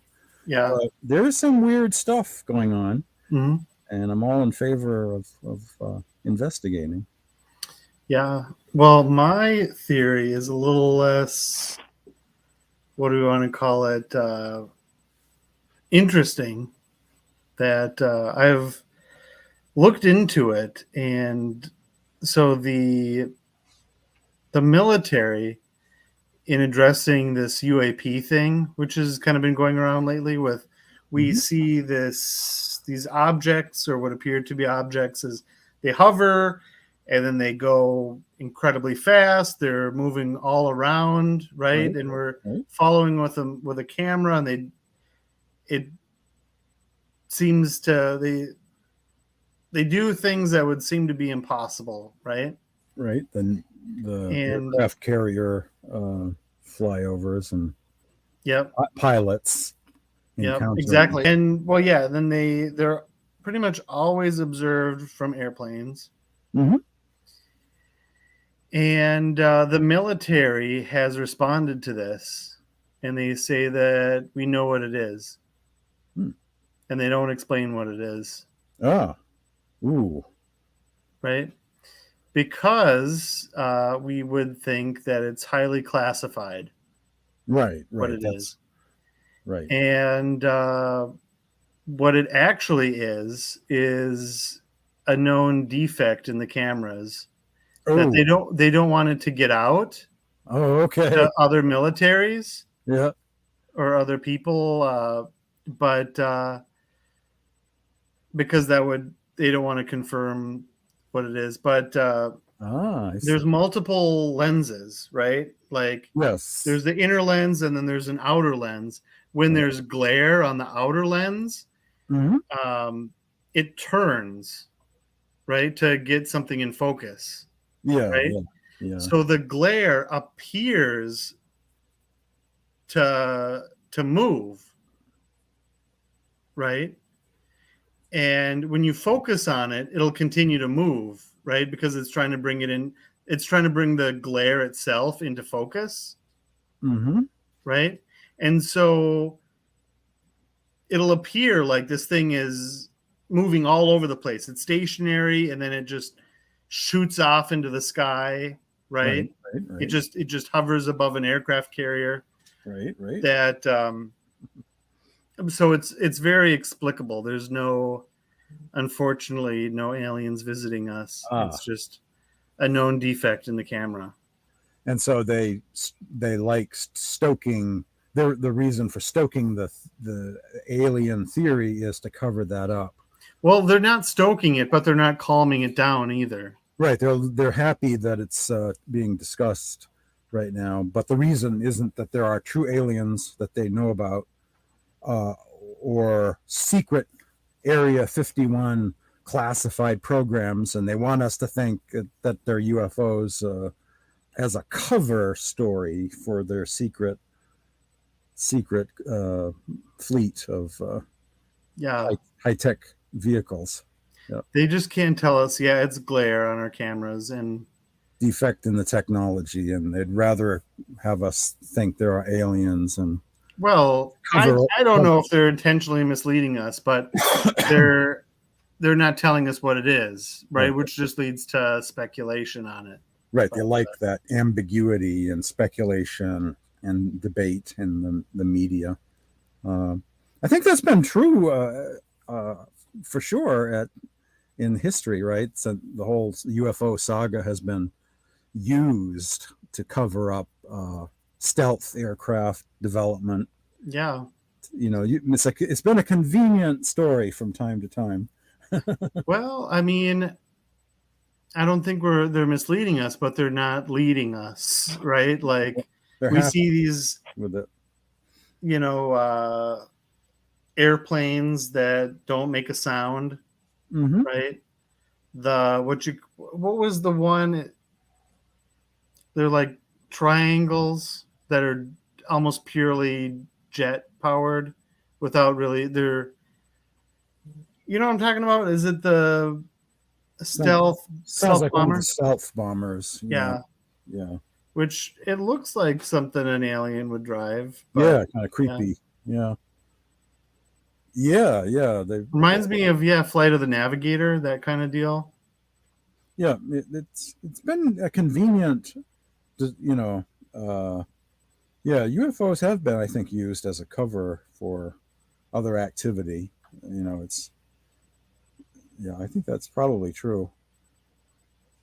So it's an interesting. I like space stuff in general. Space. I suspect that with aliens, the real aliens, that simultaneously it's both true. It's kind of like two different camps that are out there. One is the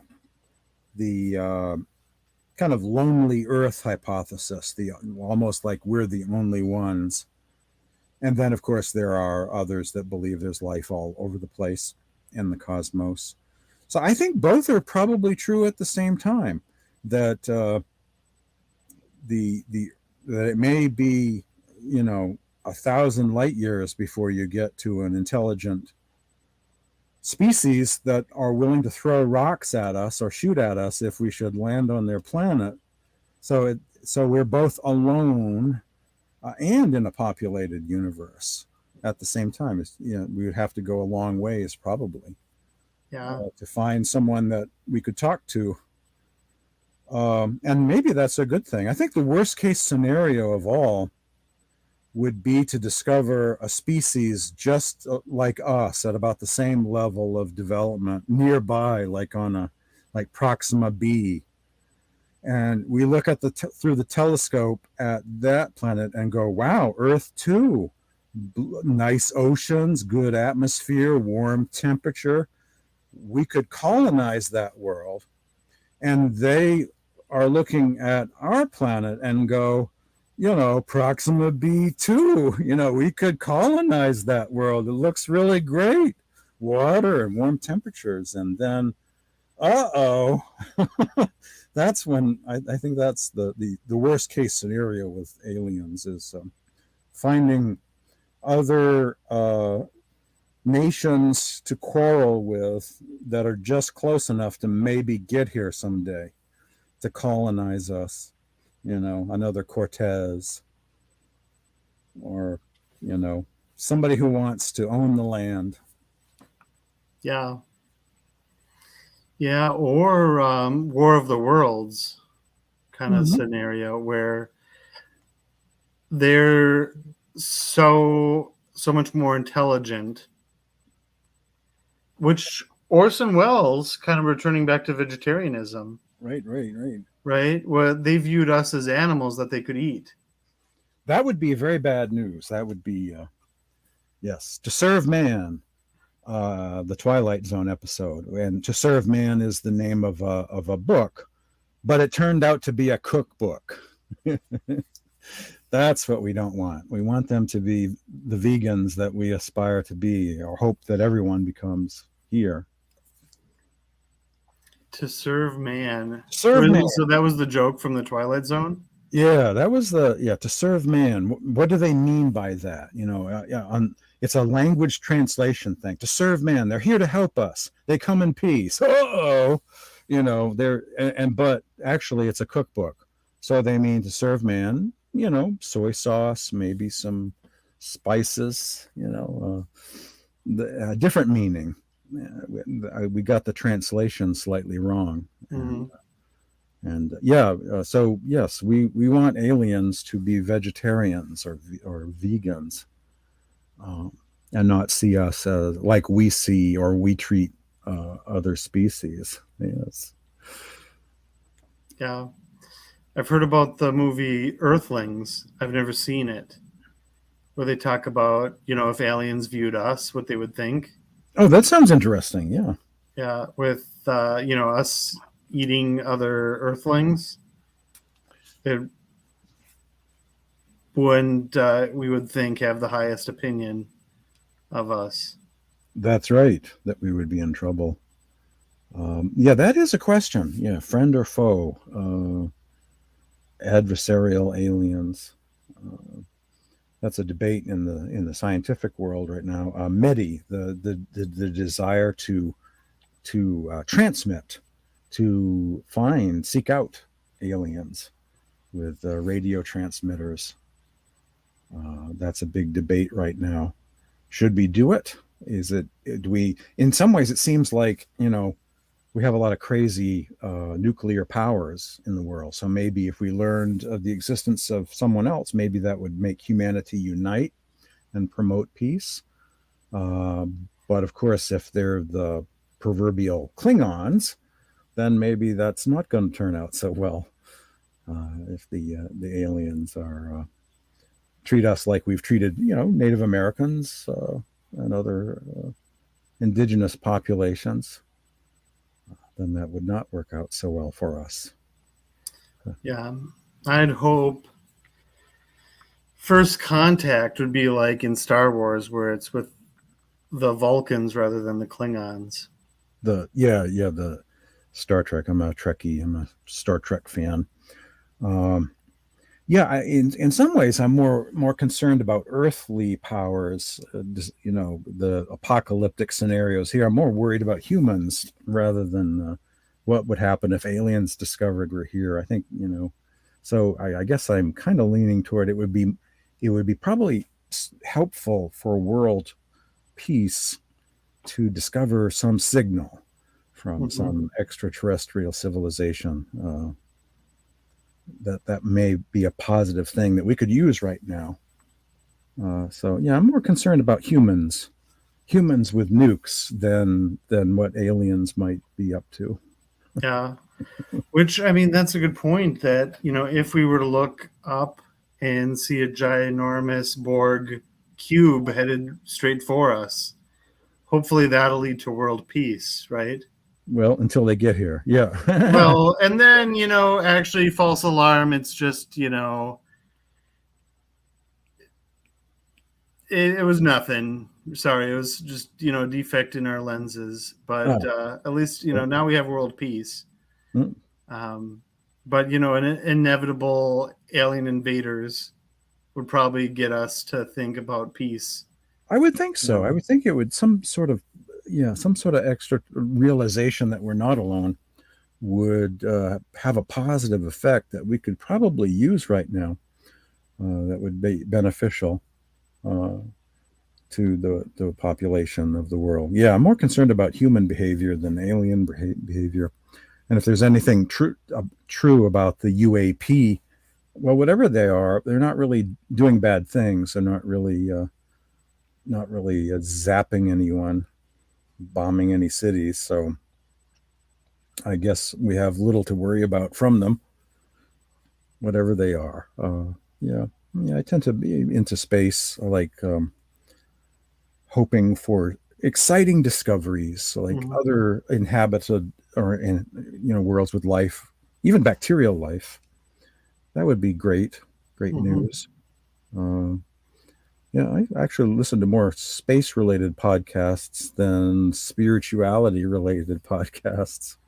Which, I wonder if they're not entirely unrelated. We talk about,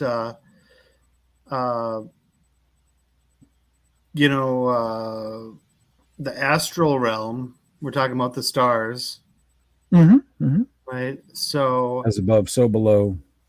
Well, I mean, just what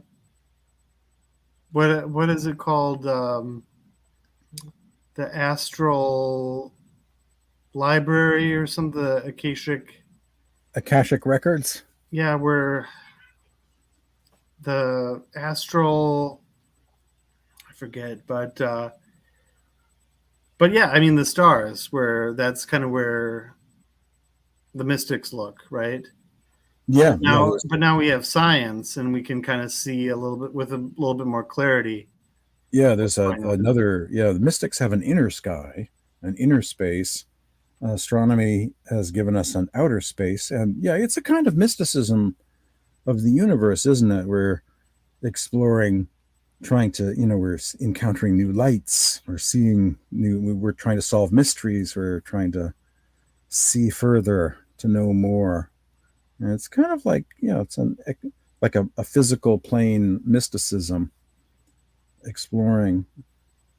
And yeah, it's fun. It's great. I'm all for it. I wish they would spend billions of dollars to build giant radio telescopes on the moon and really tune the cosmic radio dial and see if there's anything out there. I'm all in favor of telescopes and probes to probe the different wavelengths, gravity waves, infrared, ultraviolet, X-rays. To see, there's been a few false alarms, or there are some mysteries. There's like one star that has a lot of nuclear elements that seem like they were put there by an intelligent species that has developed nuclear technology.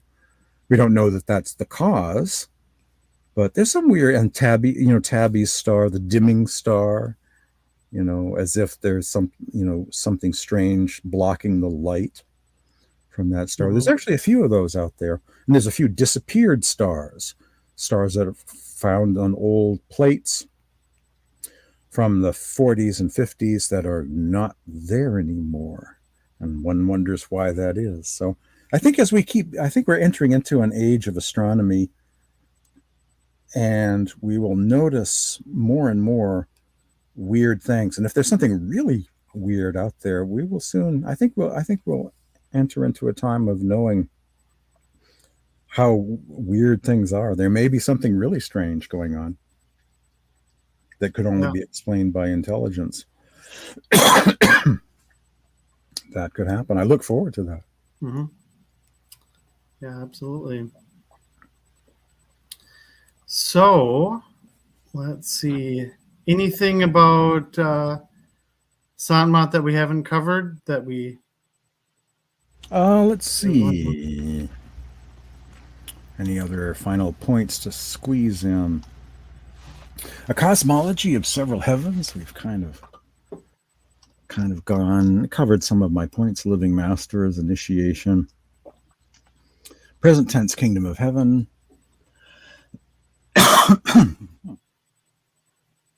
Visionary and auditory mysticism. I'm just looking at my list of talking points here. Ethical code, the vegetarian diet.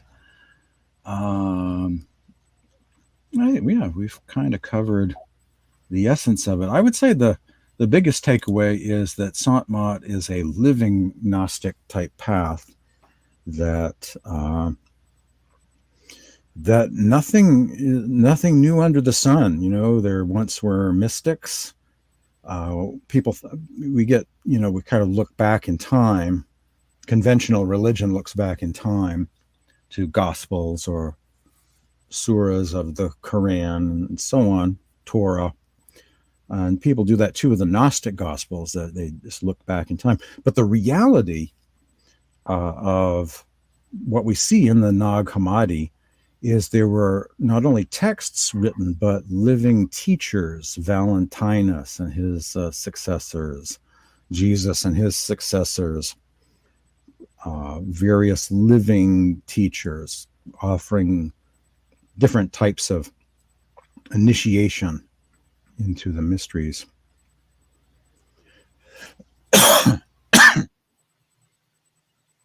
As I cough. So that would be one of the biggest things to notice is the fact that they had living teachers,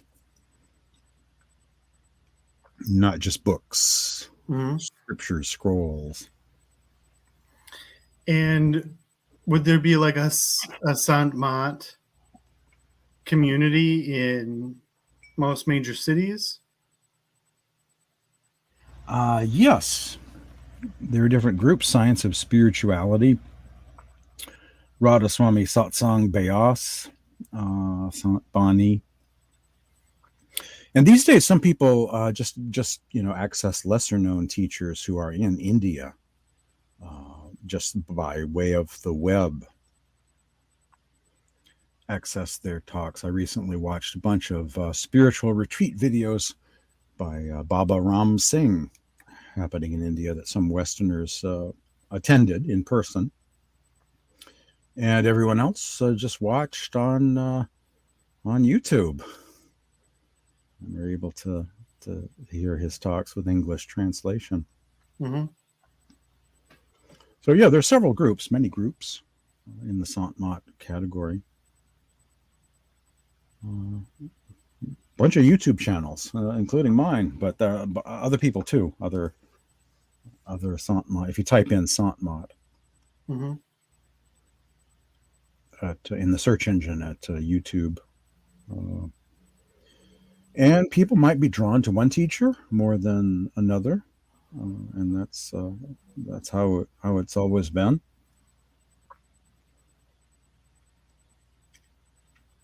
Yeah, most thoughts on. I don't know what's going on with the COVID, these days in Hmm. terms of meetups in person. It was kind of decimated for a while, kind of blown away. I think some religions have gone out of business or churches in the COVID years, but um, there have been traditionally, satsang meetups in just about every city, in the U.S. And some cities have multiple satsangs in them, or did. I don't know what they're doing at the moment. If they're back meeting in person, probably many of them are.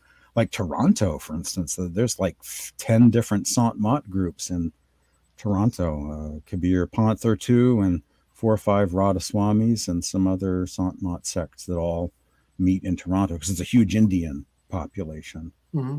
in Toronto. The same for Vancouver, many cities, New York, of course.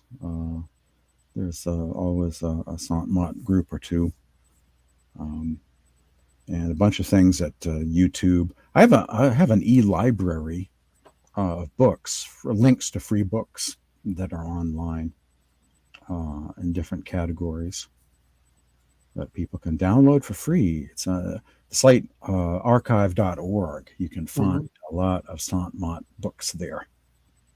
I know I uploaded some of them myself, Yeah. and other people too. Yeah, a lot of great books that one can access for free. Do you have a web page? Yes, spiritualawakeningradio.com. And from that website, there's a couple of tabs for e-libraries. One of them Hmm. is books and links right at the website, and there's another e-library button that will go to my larger library at Blogspot, which has a lot of different books in different categories. Radhaswami category, Kirpal Singh category, Tulsi Sahib category, Sikh, classic saints of India. And I do digress and include, a section on Gnosticism, a vegan section, and a Jesus movement section. Anything Ebionite, Hmm. Thomas, sayings, gospel Q, all of that kind of stuff. Clementine homilies. Yeah, that's kind of fun. So, yep, spiritualawakeningradio.com is the website, and I believe in lots of buttons that take people lots of places, to podcasts or articles they can read, and books, you name it.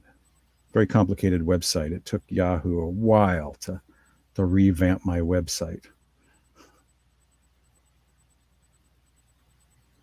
Yeah. Good deal. Well, yeah, we'll have to put that in the description here, along with this David Hikes song. So anybody listening can. Well, I mean, they can also search it in YouTube too. But so I guess it's not. Yeah. But yeah, that's good. I'll check it out. Yeah, spiritualawakeningradio.com. And yeah, it's fun doing radio. But this is kind of the golden age of podcasting and YouTubing, isn't it? There's a lot of great resources going on that once upon a time never existed. So we are Hmm. very fortunate. All of these subjects, secret mark, never used to have anybody discussing them whatsoever. They're all just Hmm. books on library bookshelves. And now every day of the week, you can hear somebody talking about the secret gospel of Mark, or Mary Magdalene, or, mysticism of one sort or another, all at our fingertips. Yeah, this is the golden age. The Yeah. golden age of radio is right now, not 50 years ago. Well, I'm inclined to think it's still early days Mm-hmm. Mm-hmm. with YouTube. So I think the golden age is yet to come. Well, hopefully it will continue to get more. I would like to see all books available for free, and all books become audio books, And you can do a lot. There's text to speech now. You can listen to books and audio. You don't have to wear your eyes out. Mm-hmm. Have text read. I would like to see a lot more of that. A lot more books turned into well, I think in the future too. I can see even films fleshing out the text as we have in various books. I guess the Book of Revelation has been done a little bit by some, but there's a lot of wonderful literature that would make great films. Put the film. So I mean, that seems like expensive right now, but this used to be expensive. Once upon a time, you had to build your own radio station, and now here we are, with a million channels and podcasts to choose from. So yeah, Mm-hmm. I hope you're right. I hope there'll be more of a multi media approach, and things will develop beyond what we can imagine now. Nice thought. Yeah, definitely. All right. That sounds like a good place to pause here. Yeah. But yeah. This has been fun. This has been fun. Some of my favorite subjects. Yeah. Yeah, definitely. All right. Well, thank you so much for coming.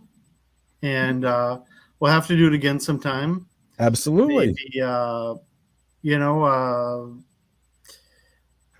yeah, joint video or whatnot. I mean, Pick a beyond topic. this partnership or who knows what. But Yeah. I think it's very interesting, especially like like the whole shebang, Gnosticism, veganism. It seems to be in line with what I do. Yeah, that's great. Yeah. Yeah, or program on the vegetarianism of the Jesus movement, or yeah, I think that's an underserved area, the Jesus movement, or the original group. I am just fascinated by them. I'm also fascinated by the Mandaeans too. They're those two. I am hoping to learn more and to see more discussion about those two. There's a lot of treasure yet to be unearthed there. Yeah, I would like to make a documentary on Christian origins and my thoughts on it. Mm-hmm. That'd be interesting.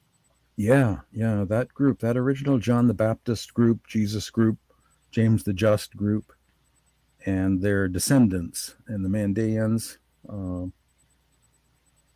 Yeah, there's a lot that has not been explored yet. Not as much as the Nag Hammadi. That's been getting some attention, some PR. There were some other Coptic Gnostic writings that were found were found earlier, before cable TV and the internet, and just didn't get the PR, And the Mandaean scriptures are in that category. They just did. If they were discovered last Tuesday, it would be electrifying news. The John the Baptist sect wrote things, and now we have their writings. Well, we had them in the 1950s and the 1940s too.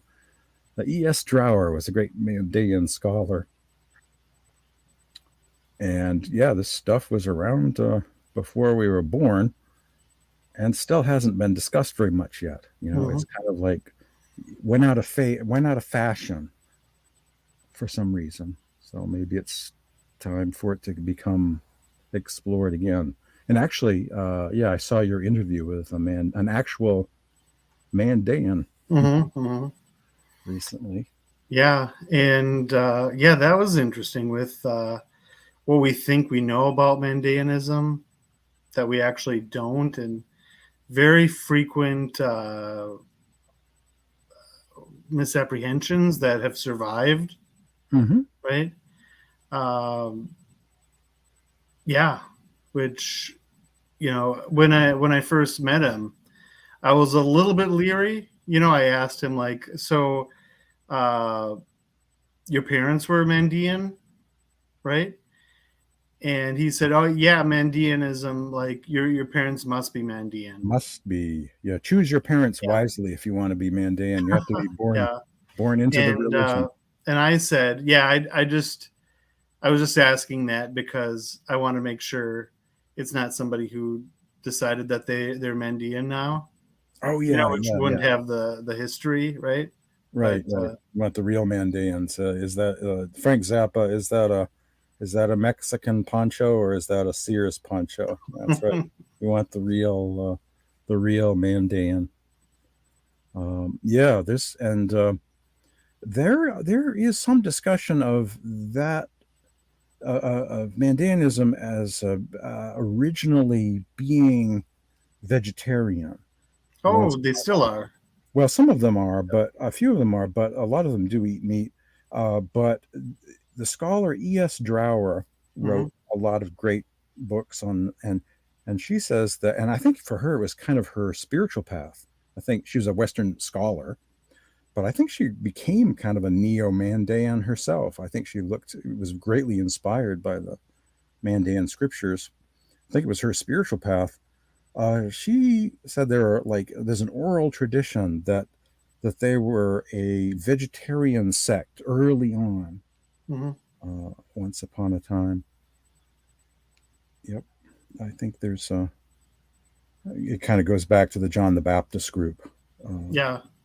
originally, or they're an offshoot of an offshoot, or denomination that goes back. And yep, there's some discussion about vegetarianism in E.S. Drower books. Hmm. For the early, going back to the early days of the Mandaeans or Nazarenes.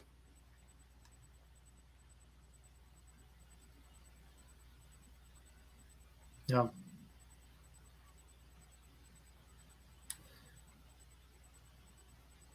All right. So maybe we'll end there. I think we've covered our topic here. Yeah, it's been So fun. yeah, yeah, absolutely. All right. Well, thank you so much. And I've enjoyed your other interviews, Miguel Connor, Oh yeah, yeah, yeah. Professor Day, Robert Price. Hmm. Yeah, he's always fun as well. It's been great. Yeah, and we actually still have some viewers that made it through the Really? whole interview here.